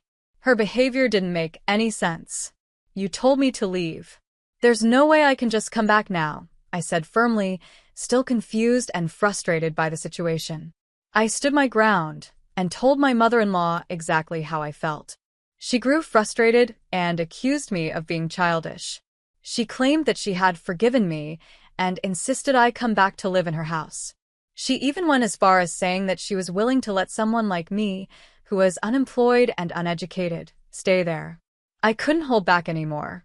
"I'm not the one who's unemployed. It's your son, Jack. And if I go back, you'll just treat me badly every single day." I snapped. Jack looked shocked when I said this, and my mother-in-law seemed confused. It was clear that Jack hadn't told her he had lost his job. Feeling the pressure, Jack finally admitted the truth. He had been laid off from his company. This led to a flood of apologies and excuses from Jack. He tried to explain that he had been relying on my income to keep us financially stable. My mother-in-law, however, was furious. She hadn't known about Jack's unemployment, and now she was openly scolding him. "Why didn't you tell me about this? What are we supposed to do now?" she yelled. Jack tried to calm her down, saying, "It's fine for now. Angela's income is enough." His response only made things worse. My mother-in-law called him worthless for not looking for a new job and scolded him even more. I couldn't believe what I was hearing. I had been supporting both of them all this time, and Jack had just been sitting around. I started to question why I had ever thought it was a good idea to support him in the first place. When my mother-in-law suggested again that I come back to live with them, I firmly refused. "No, I'm not coming back," I said. I couldn't imagine going back to that house after everything they had put me through. Then the situation escalated. I brought up how my mother-in-law had poured boiling water on me. Jack's face turned pale. "What? She did that to you?" he asked, horrified. "Yes," I said. "Ask her yourself." Jack confronted his mother. "Why would you do that to her?" he demanded. She admitted it, saying, "Because she ignored me. That's why I did it." Her excuse made me even angrier, and it led to a heated argument between Jack and his mother. Their shouting became too much, so I stepped in and told them, "Take this argument back to your house. You're in someone else's home, and you're being too loud." Hearing my words, they calmed down a little. Their bold and assertive attitudes softened, and they began pleading with me to come back. They promised not to treat me badly again. Jack said he would find a job, and my mother-in-law assured me she wouldn't cause any more trouble. But I didn't believe them. Their promises felt empty. I knew better than to trust them after everything I had been through. I told them honestly that their words were meaningless to me. I knew they would only take advantage of me again if I went back. Their silence confirmed my doubts. Without saying anything more, I left the living room and went to my room, leaving them to think about their actions. After about 6 minutes, I returned to the living room. They were still sitting in the same spot, their heads down, not saying a word. Frustrated by the silence, I asked, "How long do you plan to sit here without saying anything? It doesn't matter to me anymore." Instead of answering, Jack sighed deeply. He looked surprised when I handed him a piece of paper. It was a pre-filled divorce form with my name already signed on it. His face showed confusion as he looked at the document. "It's a divorce form," I said bluntly. "I've had enough. I can't stay married to someone who won't find a job and didn't even bother to contact me after I left." Jack looked shocked. "Wait, please. This is too sudden," he said, clearly upset.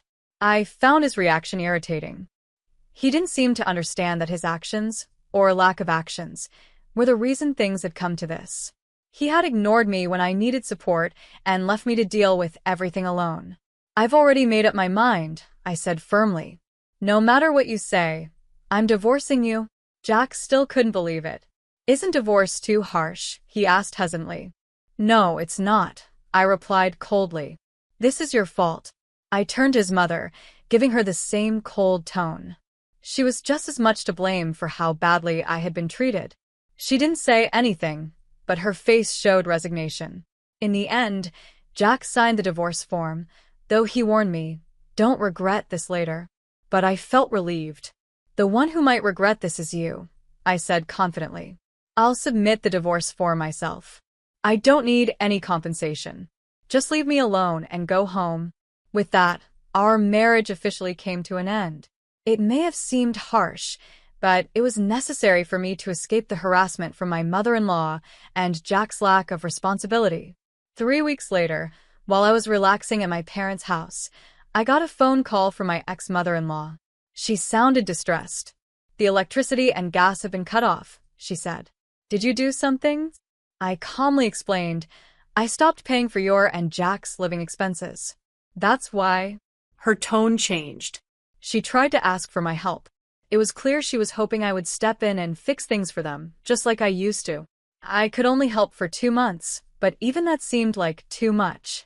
Her request felt unreasonable, especially since we were no longer together as a couple and didn't live in the same house. I told her no and suggested she ask Jack for help instead. After all, he had promised to get a job and support her. She didn't understand why I refused and begged me to help her, trying to guilt me by saying she was my ex-wife. Still, I stayed firm in my decision. I ended the call and blocked her number. After that, I decided to cut ties completely with my ex-mother-in-law, who constantly bothered me, and with Jack, who had always been unreliable. Once I made these changes, life at my parents' house became much calmer. I started focusing on myself and rebuilding my life. A few months later, while I was on holiday and checking stock charts, I got a message from Jack. He apologized for everything and admitted he had relied on me too much in the past. He also told me he had found a job at a factory recently. Even though he apologized, I had no interest in reconnecting with him or anyone from that part of my life. He also mentioned that his mother was still treating him poorly and asked if I could come back. After reading his message, I realized there was no chance of us reconciling. I blocked his number too. About 5 months after my divorce, a friend introduced me to a new man. He was reliable, kind, and treated me well. Even though he was older than me, we got along great. We weren't thinking about marriage right away, but I enjoyed the happy times we spent together. I decided to focus on the present and let go of the painful memories from my past.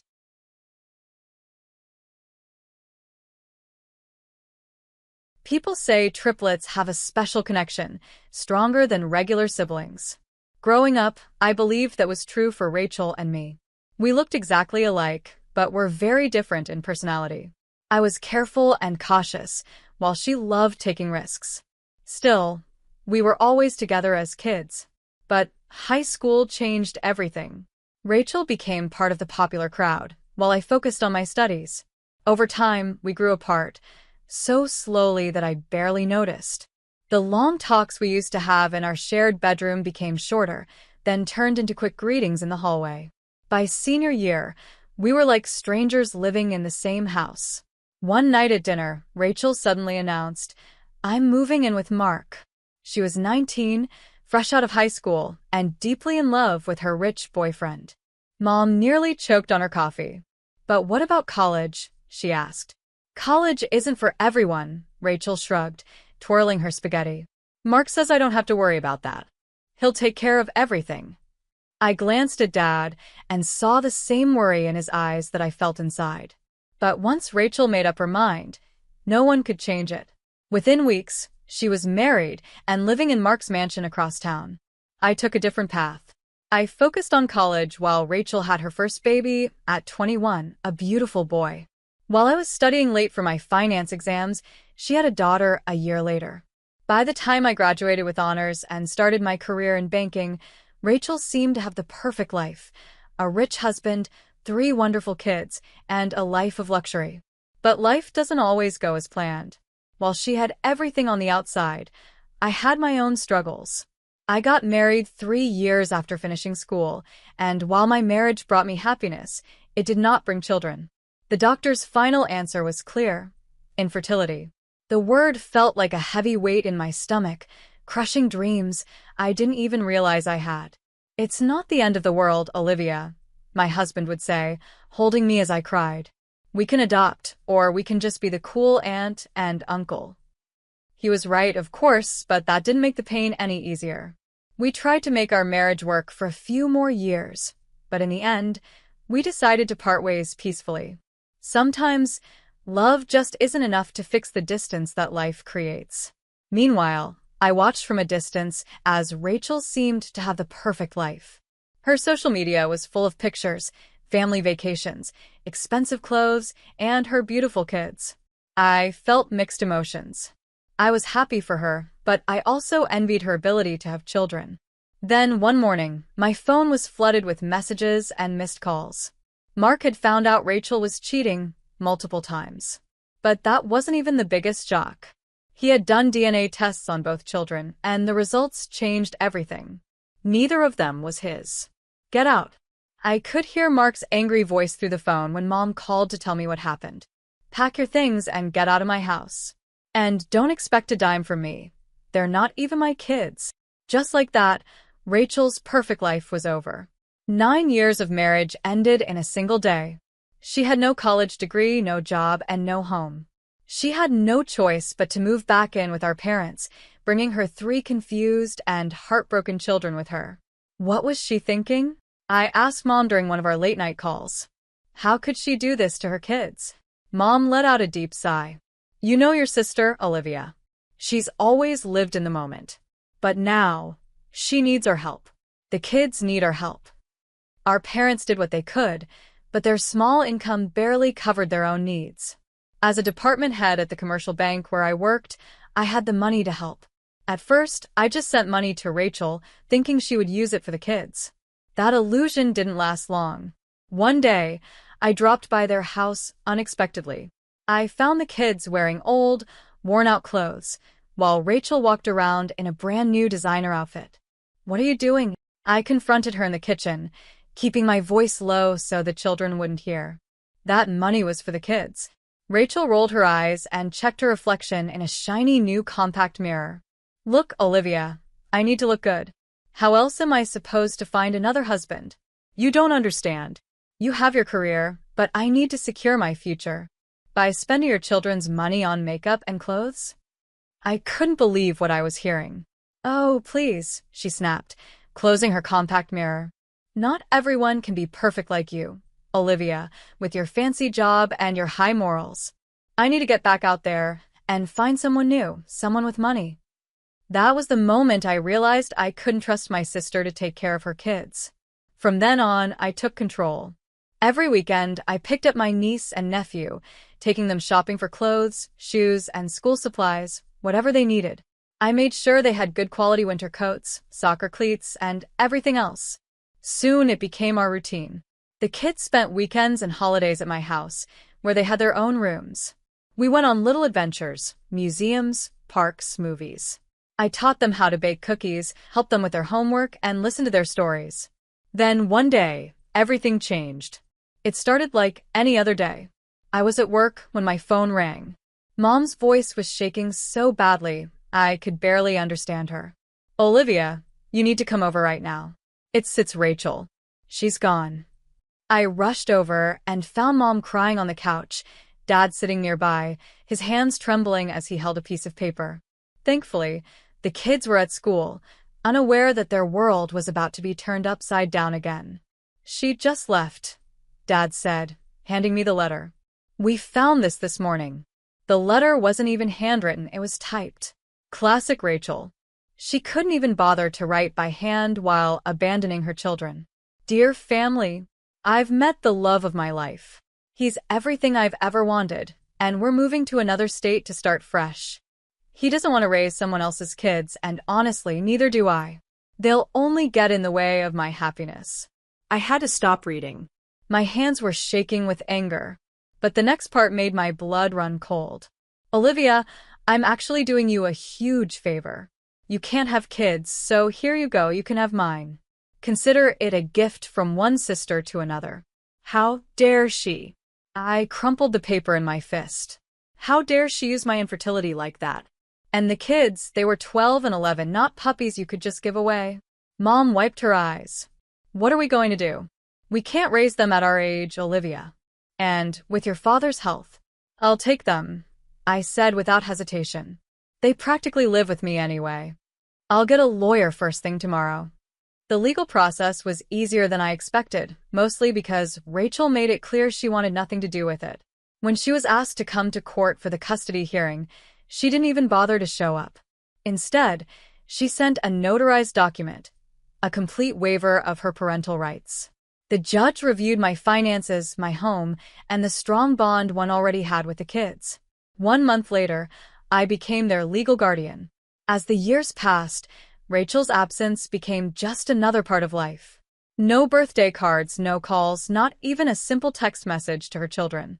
I still remember the first Christmas after she left. Ryan, her son, had made a beautiful ceramic ornament at school. Do you think we should mail it to Mom? He asked hesitantly, holding the delicate piece in his hands. Amy, his sister, just shook her head. Why bother? She doesn't even know where we live anymore. Those first years were the hardest. Sometimes, I'd catch them looking at old family photos, trying to understand why their mother left. But little by little, those moments became less frequent, replaced by new memories we were making together. Mom and Dad would get occasional calls from Rachel. They always told me in a casual way, like they were trying not to upset me. "Your sister called yesterday," Mom would say, stirring her tea as if it needed more mixing. "She's doing well. Very well, actually." "Did she ask about the kids?" I'd ask, even though I already knew the answer. Mom would look away. She was in a hurry, you know how it is. But I did see glimpses of Rachel's life, by accident. I'd walk into the living room, and Dad would quickly minimize his browser window, but not before I caught a glimpse. Photos of Rachel on a yacht in the Hawaii, posing in front of a mansion in the Shelter Island, leaning against the hood of a Ferrari. "Must be nice," I muttered one day as Mom quickly closed the laptop.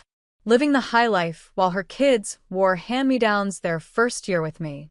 "Olivia," Mom started, but I cut her off. "No, really. She has enough money for designer handbags, but couldn't send Ryan a card when he made the honor roll? Couldn't spare a few dollars for Amy's dance recital costume?" Eventually, I stopped looking, stopped asking, stopped wondering. My life became a careful balance of work and family, a routine I followed every day. And somehow, without Rachel in the picture, we managed just fine. During the day, I worked hard at the bank. At night, I helped with homework. Weekends were busy with soccer games, dance recitals, and science fairs. Dating? That was the last thing on my mind. A few men came and went, but none understood that my kids came first. Yes, my kids, because that's what they had become. Despite, or maybe because of, their mother's absence, they thrived. Ryan was great with numbers. Even as a kid, he helped balance my checkbook and invested his allowance in stocks. By the time he was 17, he was already thinking about finance as a career. Amy, on the other hand, loved to argue. Every dinner conversation turned into a fun courtroom debate. "You should have been a lawyer," she told me one night while we worked on her college applications. I smiled. "One lawyer in the family is enough. Besides, who would help your brother understand finance?" "Mom." Ryan called from the kitchen somewhere along the way. He had started calling me that. "You know I'm better at finance than you are." He wasn't wrong. By the time college acceptance letters arrived, Ryan had already secured an internship at a top financial firm. Amy, meanwhile, had her pick of the best law schools in the country. Paying for their education wasn't easy. Prestigious schools don't come cheap. I sold my vacation home, took extra consulting jobs on weekends, and never regretted a single penny. Seeing them succeed made every sacrifice worth it. No mansion or yacht, no matter how fancy, could compare to the pride I felt when they called me Mom. I hadn't planned anything big for my 52th birthday, but Ryan and Amy had other ideas. "It's a milestone, Mom," they insisted. Before I knew it, they had booked the nicest restaurant in town and invited everyone, my parents, old friends, colleagues, and extended family. The night was perfect. The private dining room was filled with laughter, conversation, and glasses clinking. Stories from the past 2 decades flowed freely.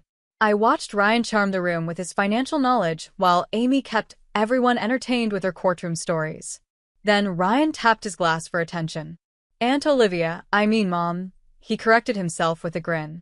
"Can you come outside for a minute? We have a little surprise for you." The cool night air brushed against my face as we stepped outside.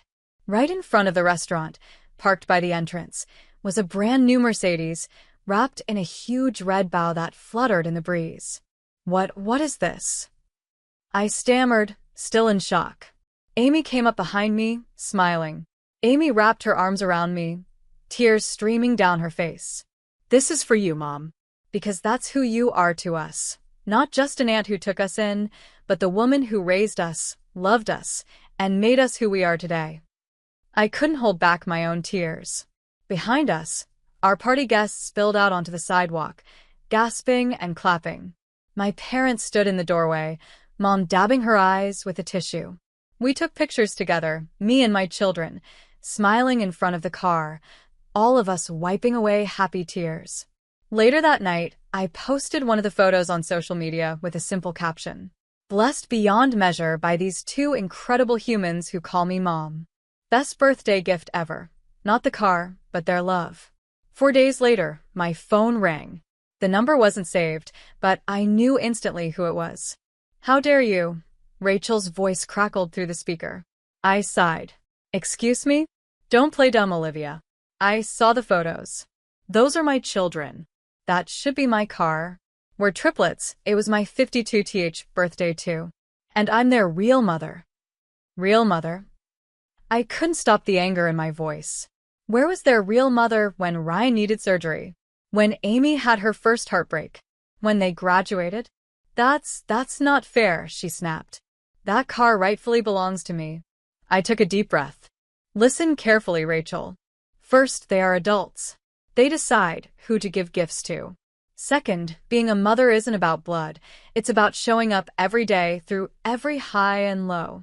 And third, instead of demanding gifts, maybe you should be begging for their forgiveness for abandoning them. You've always been so self-righteous, she muttered. No, I said firmly. I've always been there. That's the difference. Don't call me again unless it's to apologize to your children. The next morning, my phone rang again. This time, it was Mom. I answered, still groggy from a restless night, expecting something about Thursday dinner.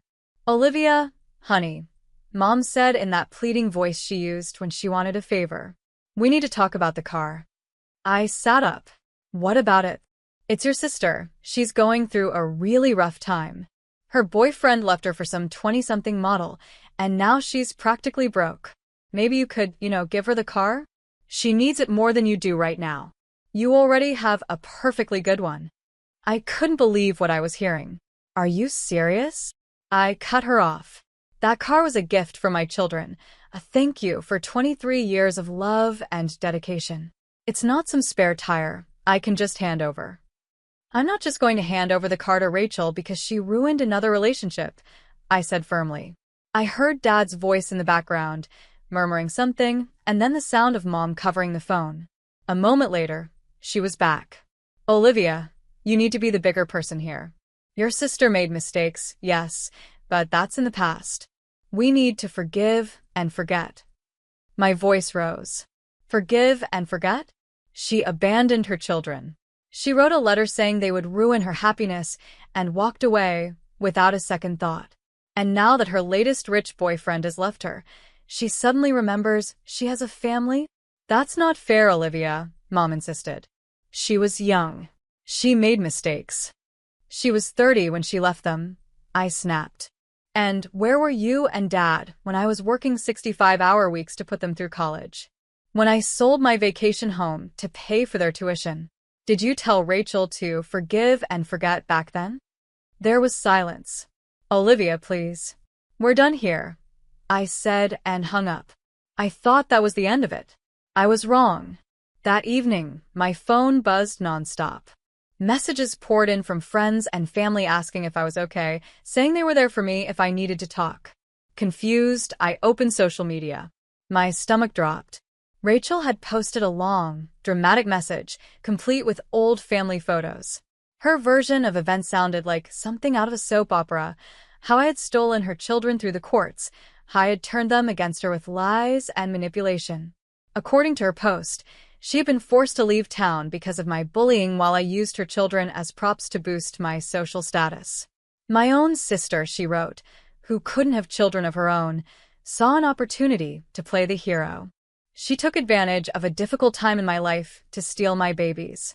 And now, she's demanding expensive gifts from them as payment for her so-called generosity. She never loved them. She just wanted to look good in front of her rich friends.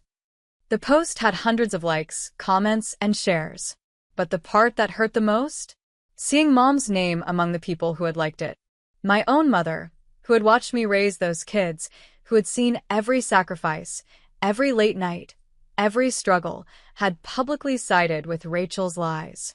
My phone rang at midnight. It was Ryan.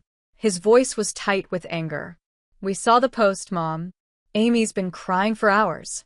How dare she twist everything like this? I took a deep breath, trying to calm him. It's okay, sweetheart. People who matter know the truth. No. Amy's voice cut in. They must have been on speaker. It's not okay. We're not letting her get away with this. Mom, remember that letter? The one you kept? Of course, I said. I remembered exactly where it was. In my home office, safely tucked away in a fireproof box alongside their birth certificates and other important papers. I hadn't kept it out of spite. I had kept it because a mother's instinct is to protect her children, even from pain they haven't yet seen coming. We need to tell our side, Ryan insisted. The real story, not her made-up version where she's the victim. The next morning, I sat at my computer, my hands hovering over the keyboard. The letter lay beside me, its paper yellowed with age, but the words still sharp enough to cut. I wrote about a mother who left her children with nothing but a cold, typed letters saying they would get in the way of her happiness. I wrote about middle school graduations where an empty chair always stood out, about college acceptance letters that were never shared with their biological mother because she never even asked for their address. Then, I scanned the letter, that final, heartless farewell, and posted it alongside my words. The date stamp was clear. The signature at the bottom unmistakable. Within hours, the post exploded. Family members who had sided with Rachel's version of the story were now sending shocked messages. We had no idea. How could she? Then came Ryan's comment. I was 12 when our mother decided we weren't worth keeping. 12 when she traded us for a man who didn't want another man's kids. But we weren't abandoned. We were blessed. Our aunt became our mother. Not by blood, but by choice. Every day, she chose us. And now we choose her. Amy's comment followed. To the woman who gave birth to us, you call yourself our mother. But where were you? Where were you when I had my first heartbreak? When Ryan broke his arm? When we graduated? Our real mother was there. Our Aunt Olivia, who became simply Mom. She earned that title through years of love, sacrifice, and unwavering support. My parents remained silent. No comments. No likes. No private messages. Their silence spoke volumes. But Ryan wasn't done yet. A few evenings later, he called me, excitement in his voice. Mom, I've been working on something. I think it's time to show everyone what family really means. The video he created brought tears to my eyes. Set to soft music, it was a collection of moments from our life together, photos and video clips gathered from family albums and old home recordings.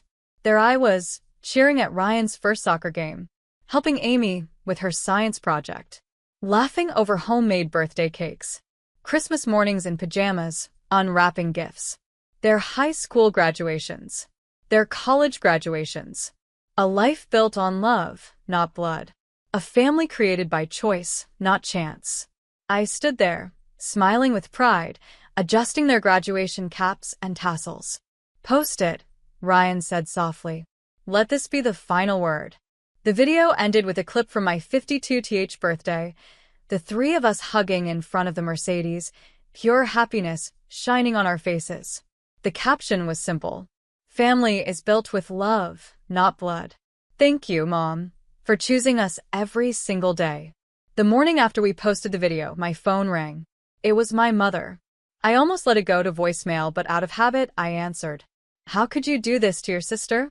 Her voice was shaking with anger. Humiliating her in front of everyone like that. You've always been jealous of her, always trying to prove you're better. Stop right there, I interrupted, surprised at how calm I felt. I didn't humiliate anyone. I just told the truth with proof. It's time to let go of the past, Olivia. What's done is done. You need to take those posts down and apologize to your sister. She's living with us now. She has nothing left.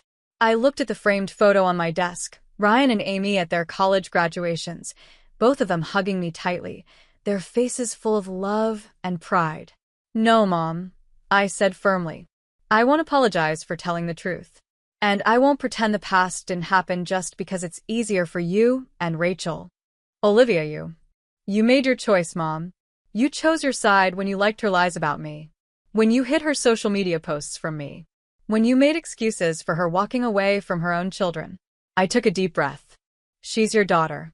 But Ryan and Amy? They're my children. That was my choice. And unlike Rachel, I kept my commitment. The line went dead. She had hung up. And somehow, I knew it was the last conversation we'd ever have. That was 7 months ago. Through family, I heard that Rachel is still living with our parents, trying to get back on her feet. Ryan and Amy don't visit their grandparents anymore. They can't stand the thought of running into the woman who abandoned them. Life has settled into a new normal. I see my children often. Thursday dinners are still a tradition, just with a smaller family now. Ryan's business is thriving. And Amy, well, Amy gave me news that had me floating for days. "Mom," she said, holding out her hand, her eyes shining as I took in the beautiful engagement ring. "Will you help me plan the wedding? I want everything to be perfect." Tears filled my eyes as I pulled her into a hug. Of course. Now, my dining room table is covered with bridal magazines and fabric swatches. Yesterday, as we debated flower arrangements, Amy suddenly went quiet. "What is it, sweetheart?" I asked. She smiled softly. "I was just thinking someday. When I have kids, they're going to have the best grandma in the world," Amy said, smiling. "You'll be amazing with them, just like you were with us." I smiled, feeling my heart swell. Life really does come full circle. Years ago, doctors told me I would never have children of my own. They were wrong. I may not have given birth to them, but I ended up with 3 incredible kids who chose me just as much as I chose them. And now, as I help my daughter plan her wedding, I look forward to the next chapter of our story, one filled with even more love, more joy, and maybe, just maybe, the sound of little feet running around, calling me Grandma.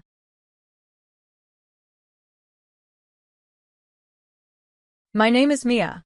Growing up, I had everything a kid could want, at least on the outside. Our house in the suburbs was big and always clean. My mom stayed home and made sure everything was spotless. My dad had a high-paying job as an important engineering executive. My little brother, Tony, and I went to the best private school in town. To other people, our life looked perfect. We had money, a nice home, and every material thing a kid could ask for. But what we didn't have was love and attention from our parents. From the moment Tony was born, it was clear that he was their favorite. My parents gave him all their attention. They cheered for everything he did, while I felt invisible. When Tony was 6 years old, he started playing hockey. You would have thought he won an Olympic medal with how excited my parents were. "That's our future NHL star," Dad would brag to anyone who would listen. "Mark my words, Tony is going to be the next Gretzky." Meanwhile, I sat there quietly with my straight-A report card, waiting for even a simple good job. But it never came. No one seemed to notice. It was like I was just there, while Tony was the center of their world. As the years passed, my parents' obsession with Tony's hockey career only grew. They spent thousands of dollars on the best equipment, private coaches, and special training camps. Everything in our family revolved around Tony and his dream of becoming a hockey star. He ate, slept, and breathed hockey. Don't get me wrong, I loved my brother. He was a good kid, even if he could be a little spoiled. It wasn't his fault that our parents treated him like he was more important than me. But sometimes it hurt. While he got brand new $1,000 skates, I was still wearing hand-me-down clothes. I couldn't help but feel a little jealous. I never spoke up about it, though. I kept my feelings to myself and found my own way in life. Even though I often felt like I was in the background, I worked hard in school. I studied, got good grades, and dreamed about my future. Little did I know, my feelings of being left out would only grow stronger in the years ahead. As I went off to college and started building my own life, Tony's hockey career continued to take over our family. Everything still revolved around him, and my parents barely noticed me. But I'll get to that part later. For now, let's go back a little. Even though I felt like I didn't matter much at home, I found a way to keep going. I knew that one day, I would make a life for myself, one where I wasn't just the other child. I worked really hard in school and earned a place at a great college. I decided to study interior design because it was my passion. It was the one thing in my life that felt truly mine, something not connected to Tony or his hockey career. For the first time, I felt free from living in his shadow. College was a whole new world for me. There were new people to meet, exciting experiences, and most importantly, freedom. I focused completely on my studies, determined to make the most of this chance to create my own future. Being away from home made me feel lighter, as if the constant pressure of being the forgotten child was finally lifting. I didn't call my parents often, and they rarely called me. When we did talk, our conversations were short and felt empty. We only talked about basic things, how school was going, what they were up to, but nothing deep. It was clear that their main focus was still on Tony and his hockey career. It wasn't until my junior year that I got a real update on what was happening at home. And it wasn't good news. One day, my phone rang, and when I answered, Mom sounded upset. "Mia, you won't believe this nonsense," she huffed. "Tony's coach is being completely unfair." I sighed and rolled my eyes, glad she couldn't see me through the phone. "Oh, what's going on?" "He's barely letting Tony play. Can you believe it? Your brother is 17 now, and suddenly, he's not getting the ice time he deserves. We've put so much money into his training, and now he's just sitting on the bench." I could already picture her pacing around the house, frustrated. "Your father and I have tried everything," she continued. "We even spoke to the coach and the team owner, but they won't listen to us." I didn't say much. What was there to say? It was the same story as always. Tony's hockey career was the center of their world, and they would do anything to make sure he succeeded. Time went by, and soon my college graduation day arrived. I put on my cap and gown, excited and proud of everything I had achieved. As I looked into the crowd, I quickly spotted my family. They were the ones distracted, checking their phones every few minutes. After the ceremony, I walked up to them, holding my diploma with a big smile. "Congratulations, sweetie," Dad said, giving me a quick hug. "Listen, we can't stay long. Tony has a big game tonight, and we promised to get there early to talk strategy with his coach." I watched them rush away, leaving me standing there in my graduation gown, feeling disappointed but not surprised. Same story, different day. A few months later, I had settled into my new apartment and started working my dream job as an interior designer. I loved every part of it, the creativity, the challenge, and the joy of transforming spaces with my ideas. One evening, while sketching out designs for a client, my phone buzzed. It was a text from Mom. "Tony's contract wasn't renewed. He's devastated. Your father is trying to find him a new team. Please call your brother. He won't talk to anyone." I stared at the message for a moment, unsure of how to respond. After all these years, Tony's hockey career was still the most important thing in our family. And once again, they only reached out to me when it was about him. I looked at the message on my phone, feeling a mix of emotions. Part of me felt bad for Tony. I knew how much hockey meant to him, and I could only imagine how crushed he must have felt. But another part of me, the part one wasn't proud of, felt a small sense of satisfaction. Maybe now my parents would finally realize that there was more to life than just hockey. I didn't call Tony that night, or the next. I told myself I was too busy with work, but deep down I knew I was avoiding the situation. I didn't want to get caught up in the drama. It was easier to focus on my own life, on the career I had worked so hard to build. Weeks turned into months. I would occasionally hear updates from my parents about Tony's struggle to find a new team. They talked about meetings with agents, tryouts, and endless disappointments. But it all felt distant, like hearing news about a stranger's life. I was too focused on my own world. I put everything into my work, taking on more clients and pushing myself to be more creative. My designs were starting to get noticed, and I was slowly making a name for myself in the industry. Just when I thought my life would be all about work, something unexpected happened. I met Owen. We met at a client's housewarming party. He was the charming guy who accidentally spilled red wine on the white carpet I had picked out for the house. As I helped him clean up the mess, we started talking. Before I knew it, we had spent the entire evening completely wrapped up in conversation, as if no one else was there. Our relationship grew quickly. Within 7 months, we were practically inseparable. By our first anniversary, we had decided to move in together. The next 2 years were filled with laughter, love, and the kind of happiness I had always wished for but never really believed I would have. On my 26th birthday, Owen took me out for what I thought was just a nice dinner to celebrate. After we ate, we took a walk through the park. Then, out of nowhere, he dropped to one knee and pulled out a small velvet box. As he slid the beautiful ring onto my finger, I felt a rush of happiness. But almost immediately, a familiar worry crept in. How would my parents react? Would they even care? To my surprise, when I called them with the news, they actually seemed excited. They insisted on meeting Owen as soon as possible and even offered to host a dinner for us. I was hopeful as we drove to my childhood home that weekend.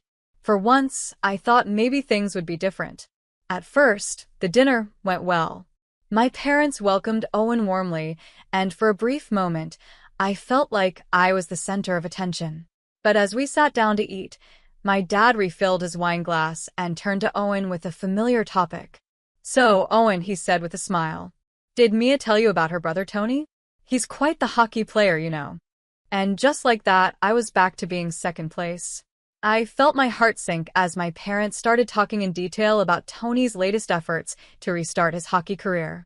Owen, bless him, tried several times to bring the conversation back to our engagement, but it was like trying to stop a speeding train. No matter what, my parents always found a way to turn the focus back to Tony. Still, despite everything, the night ended on a good note. My parents insisted on paying for dinner, and before we left, my mom hugged me tightly. "I'm so happy for you, sweetheart," she whispered. "Let's get together soon to start planning, okay?" I was shocked but pleased. For once, my life seemed to matter to them. Over the next few weeks, I found myself caught up in a whirlwind of wedding preparations. To my surprise, my mom became my closest companion during the process. We met for coffee to discuss color themes, spent weekends visiting venues, and even shared a tearful moment when I tried on wedding dresses. Even my dad got involved. He insisted on paying for half of the wedding and took the negotiations with Owen's parents as seriously as if he were making a business deal. One evening, I walked into the living room to find him staring intensely at the seating chart, as if it were a strategy for one of Tony's hockey games. "Dad," I said, surprised. "You don't have to do that. We can handle the seating arrangements." He looked up at me with a soft smile. "Nonsense, pumpkin. This is your big day. I want everything to be perfect." A warmth spread through my chest. This was all I had ever wanted, to feel like I mattered to my parents, to have them focus on me for once. One sunny afternoon, I sat at my parents' dining table, surrounded by fabric swatches and flower catalogs. My mom and Owen's mother, Ariane, were deep in a debate about the napkin colors. "I'm telling you, cream is the way to go," my mom insisted, waving a swatch in the air. "It's classic, elegant, and matches everything." Ariane shook her head, but blush would tie in beautifully with the bridesmaids' dresses. Both women turned to me. "Mia, what do you think?" I couldn't help but smile. Honestly, I think either would look lovely. They both stared at me as if I had just grown another head. "Mia, dear," my mom said, patting my hand, "this is your special day. Every detail matters." I bit back a laugh. Who would have thought my mother would be this invested in something that was about me? It almost felt unreal. The great napkin debate was soon followed by an even bigger argument, whether to have a live band or a DJ. My dad and Owen's father, John, got so passionate about it that they nearly started arguing. Owen and I exchanged amused glances. "Maybe we could have both," I suggested. "A band for the ceremony and dinner, and a DJ for the dancing later." Both men looked at me with newfound respect. "Now that's thinking smart," Dad said proudly. "See, John? My girls got it all figured out." For the first time, I truly felt like I was at the center of my family's attention. And it felt wonderful. I had been enjoying all the attention from my parents, something I had never really felt before. It was nice to finally be included and feel important to them. But reality has a way of sneaking in. Just as we were finalizing the details for the venue, my mom's phone buzzed. She glanced at the screen, and her face lit up with excitement. Oh, this is wonderful news, she exclaimed. Tony has a tryout with a team in Winnipeg next week. And just like that, the moment was gone. That's great, I said, trying to hide my disappointment. We'll need to reschedule the cake tasting, Mom continued, already typing away on her phone. Your father and I have to fly out with Tony. This could be his big break. And just like that, the wedding planning took a back seat again. Over the next few weeks, this kept happening. Every time we made progress on the wedding, something came up with Tony. Our venue walkthrough? Cancelled because Tony had an important training session. Our meeting with the florist? Cut short because my parents had to rush to a last-minute interview with a scout. One evening, as Owen and I were going over the guest list, I finally broke down. I don't get it. I sobbed into his shoulder. They're spending thousands of dollars on flights and hotels for Tony's hockey dream, but they can't stay for one simple florist appointment. Owen held me close, stroking my hair. I know it's hard, babe, he said softly. But hey, at least they're helping with the wedding costs, right? That's something. I nodded, wiping my tears. He was right. The old me would have been furious. I would have yelled, canceled the wedding, and stormed off. But I was trying to be different. I was trying to be patient and understanding. The days passed quickly in a blur of wedding preparations. Even with all the interruptions, I felt excited. Everything was finally coming together. The venue was beautiful, the flowers were ordered, and my dress fit perfectly. I could almost feel the happiness waiting for me on my big day. Then, 1 week before the wedding, I was going over the final details with our planner when my phone buzzed. It was Mom. I smiled as I answered. Hi, Mom. I was just about to call you about the rehearsal dinner tomorrow. But she didn't sound happy. Her voice was tense. Mia, honey, she said slowly. We need to talk. I felt my stomach drop. About what? I asked, suddenly nervous. Your father has an urgent business trip, she said hesitantly. And we're going to have to reschedule the rehearsal dinner. I frowned. Okay, well, when can we do it instead? Mom sighed. That's the thing, sweetheart. We might have to postpone the wedding too. I felt like someone had poured a bucket of ice water over me. What? Mom, please tell me you're joking. She sighed. I wish I was, dear. But your father's job is very important, you know that. And I need to go with him for support. We'll let you know when we're back, and then we can set a new date. My mind was spinning. This couldn't be happening. Not now. Not when we were so close to the wedding. Mom, the wedding is in a week. We can't just postpone it. What about the guests? The vendors? Everything is already paid for. I know it's inconvenient, Mia, but sometimes these things happen. You'll understand when you're older. I hung up the phone in shock, my entire world crashing down around me. How could they do this? After everything? After all the progress I thought we had made? Was I really still so unimportant to them? Owen found me an hour later, curled up on our bed with tears streaming down my face. I poured out the whole story between sobs, barely able to believe the words coming out of my own mouth. We spent the next few hours trying to come up with solutions. Could we postpone? What would that cost? Could we go through with it without them? But no matter what we thought of, nothing felt right. That night, I found myself mindlessly scrolling through social media, trying to distract myself from the disaster unfolding around me. And that's when I saw it. A post from Tony. Eastern Europe, here I come. Can't wait to show these European clubs what real hockey looks like. Thanks, Mom and Dad, for always having my back. This is going to be my big break. I can feel it. My stomach dropped. My hands turned ice cold. There was no business trip. My parents were flying halfway across the world, not for Dad's job, but for Tony. They were willing to sacrifice my wedding just so Tony could chase yet another hockey dream. With shaking fingers, I pressed the call button next to Tony's name. Each ring felt like an eternity. My heart pounded as I paced the living room, my emotions a storm inside me. Finally, he picked up. Hey, sis. Tony's voice was bright and cheerful. What's up? I took a deep breath, trying to keep my voice steady. Tony, I just saw your post about going to Eastern Europe. What's going on? Oh, man, it's incredible, he said excitedly. Mom and Dad are the best, you know? They're paying for everything, the flight, my agent, a fancy hotel. They're even coming with me for support. Can you believe it? My heart sank. So it was true. When exactly are you leaving? I asked, already dreading the answer. Next Saturday, he said casually. The tryouts start Thursday. I felt like I had been punched in the stomach. Next Saturday? I cut him off, my voice rising. Tony, that's my wedding day. There was a pause. Then, Tony chuckled. Oh, yeah, I forgot about that. Well, you can always reschedule, right?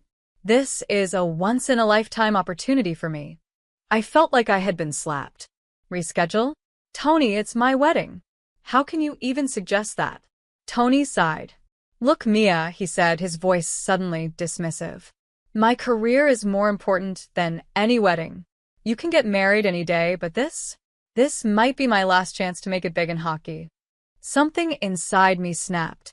Years of frustration, of always being second place, of always being ignored, all came rushing to the surface. Are you kidding me? I exploded. Do you have any idea how many times I've been pushed aside for your hockey dreams? How many times Mom and Dad have chosen you over me? And now you expect me to just step aside again? For my own wedding. Tony scoffed. Hey, it's not my fault Mom and Dad see my potential, he shot back. Don't hate the player, hate the game, sis. I stared at my phone in shock.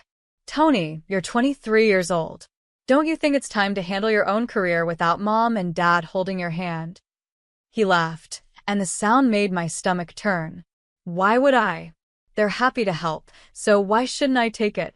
I'd be stupid to turn down their support. I clenched my jaw. Can't you see how selfish you're being? Just this once. Can't you step back and let this be about me? Sorry, sis, he said, though he didn't sound sorry at all. I'm not sacrificing my career for your little party. And then the line went dead. I stood there, my phone still in my hand, my mind racing. I couldn't believe it. My own brother, the person I had stood by, supported, and cared about, had dismissed my wedding like it was nothing.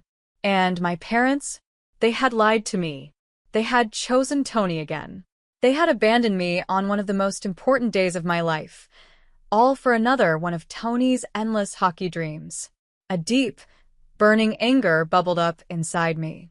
Why was it always Tony? Why did his dreams always matter more than mine? Why should I have to pause my life for him?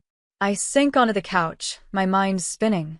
All those years, I had tried to be patient. I had tried to make excuses for them. I had told myself they didn't mean to make me feel invisible. But none of it mattered now. Owen and I barely spoke as we drove to my parents' house. The air between us was thick with unspoken words. I gripped his hand tightly as we pulled into the driveway. You've got this, he whispered, squeezing my fingers. I nodded, drawing strength from him. My mom answered the door, her usual warm smile fading the moment she saw our faces. Mia? Owen, she said hesitantly. What a surprise. Come in, come in. We stepped inside, finding Dad in the living room. He was staring at his laptop, his finger quickly tapping at the keyboard. I caught a glimpse of the screen before he hurriedly shut it. Flight bookings. I swallowed hard, my heart pounding in my chest. Mom and Dad hadn't even told me the truth. They had been planning this all along. I took a deep breath, standing tall. Mom, Dad, I said, my voice steady. We need to talk. I took a deep breath and looked my parents in the eyes. We need to talk about the wedding and about Tony's trip to Europe. Their smiles disappeared. I saw the guilt flash across their faces before they quickly tried to cover it up. What about Tony? Dad asked, pretending to be clueless. I told you, I have an important business trip. Stop. I cut him off, my patience finally running out. I know the truth. Tony told me everything. A heavy silence filled the room. My parents exchanged nervous glances, their act falling apart. Mom sighed, realizing they couldn't hide it anymore. Yes, we're going with Tony to Europe for his hockey tryouts. But Mia, you have to understand. Understand what? I snapped, years of frustration boiling over. That once again you're choosing Tony over me? that my wedding, one of the biggest days of my life, means nothing compared to his hockey dreams. Dad's face hardened. "Now listen here, young lady," he said, his voice firm. "You're being selfish. This is Tony's future we're talking about. He's talented, and this could be his big break. As his family, we need to support him." I let out a bitter laugh. "Selfish? You think I'm the selfish one?" I shook my head, my voice rising. "What about all the times you've picked Tony over me? My graduations? My achievements? And now my wedding? When has it ever been about me?" Mom's eyes were pleading. "Mia, you're an adult now. You have your career, your life with Owen. Tony still needs our help." "To do what?" I shot back. "To chase a dream that isn't happening? He's 23. When are you going to let him stand on his own 3 feet?" Another silence. My words hung in the air, the truth impossible to ignore. I took a deep breath and made my decision. I'm not canceling or postponing my wedding. If you choose not to be there, that's your choice. But I'm done putting my life on hold for Tony's dreams. Shock flickered across their faces. Then, Dad's expression darkened. "Now you listen here," he growled, jabbing a finger at me. "We're paying for half of this wedding. You'll do as we say, or we'll cancel every payment we've made. You can't afford this wedding without us." I felt Owen tense beside me, ready to defend me. But I squeezed his hand, silently telling him to let me handle this. "Actually, Dad," I said, my voice steady despite the storm inside me. "We can afford it. Owen and I are ready to take out a loan to cover your half. We'll pay you back every single cent you've spent." The next week was a blur of wedding rehearsals, bachelor and bachelorette parties, and last-minute preparations. Through it all, a tiny part of me kept hoping my parents would change their minds, that they'd show up and apologize. They didn't. The morning of my wedding arrived, bright and clear, as if the universe itself was celebrating with us. And despite everything, the ceremony was more beautiful than I had ever dreamed. I walked down the aisle alone, not on my father's arm, but on my own. It wasn't just because he wasn't there. It was a symbol of the strength I had found within myself. I no longer needed my parents' approval. I had built my own life, and I was proud of it. At the end of the aisle, I saw Owen waiting for me, his face filled with love and happiness. In that moment, I knew I had made the right choice. We exchanged vows, our voices steady and sure. We promised to love and support each other, no matter what life threw our way. When we sealed our vows with a kiss, the room erupted in cheers and applause. The people around us, our friends, our chosen family, showered us with love. The reception was a blur of laughter, dancing, and pure joy. We ate, we drank, we celebrated with the people who truly cared about us. Every moment was filled with happiness. The photographer captured every beautiful memory, Owen and I gazing into each other's eyes, our friends lifting us onto their shoulders, all of us laughing as we tried and failed to pull off a group dance. It was everything I had ever dreamed of. For the first time in a long time, I felt free. But reality always finds a way back. A week after Owen and I returned from our honeymoon, my phone lit up with my mother's name. I stared at the screen, my stomach tightening. I already knew what this was about. I hesitated before answering. "Mia, sweetie." Mom's voice came through, sounding tired and strained. "We're back from Europe. Can we meet? We need to talk." I took a deep breath, steeling myself. "No, Mom," I said firmly. "I don't think that's a good idea." But your brother didn't make the team," she said, her voice breaking. "He's devastated, Mia. He needs his big sister right now." I closed my eyes, fighting the familiar urge to give in, to be the one who understood, to always be the one who put my feelings aside. But not this time. "I'm sorry to hear that, Mom," I said, keeping my voice steady. "But that's not my problem anymore. Please don't call me again. Focus on Tony. He clearly needs you more than I do." Then, before she could say another word, I ended the call and blocked their numbers. A wave of emotions rushed over me, sadness, relief, and a strange sense of peace. I was finally free. The next day, I transferred every single cent my parents had contributed to the wedding back into their account.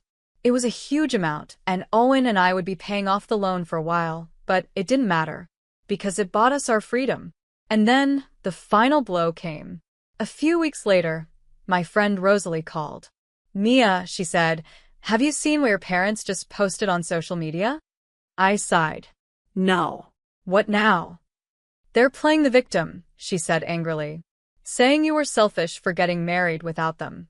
Talking about how heartbroken your dad was that he didn't get to walk you down the aisle." I wasn't surprised. I had expected this.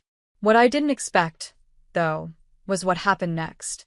My cousins, my aunts, my uncles, the ones who had been there, the ones who had seen how my parents treated me over the years. They stepped in. One by one, they started commenting, calling out my parents for their lies. They told the truth about the years of favoritism, about how my parents had always put Tony first, about how they had abandoned me on my wedding day for another one of his hockey dreams. And just like that, my parents' perfect story fell apart. I was touched by my family's support, but I didn't respond to the online drama. That part of my life was over. Months passed, and life settled into a beautiful, peaceful routine. Owen and I focused on our careers, traveled, and made plans for our future. For the first time, I felt truly happy, without the weight of my family's expectations dragging me down. Then, we got the best news of all. We were expecting our first child. And for the first time, our happiness wasn't clouded by family drama. It was just pure joy. Every now and then, I would hear updates about Tony and my parents from relatives. Tony had started drinking heavily after his hockey dreams fell apart. My parents were panicking, trying to fix him, dragging him from one therapist to another. A small part of me felt sorry for them. This was the result of their own choices, their years of favoritism, their constant enabling. But a much bigger part of me knew that it wasn't my problem anymore. One evening, I sat in the nursery, gently rubbing my growing belly. The room was filled with soft colors, warm light, and tiny baby clothes neatly folded in drawers. Everything about it felt safe, loving, and full of hope. And that's when it hit me. The family I had always longed for. The love and support I had craved my whole life. I was creating it right here, right now.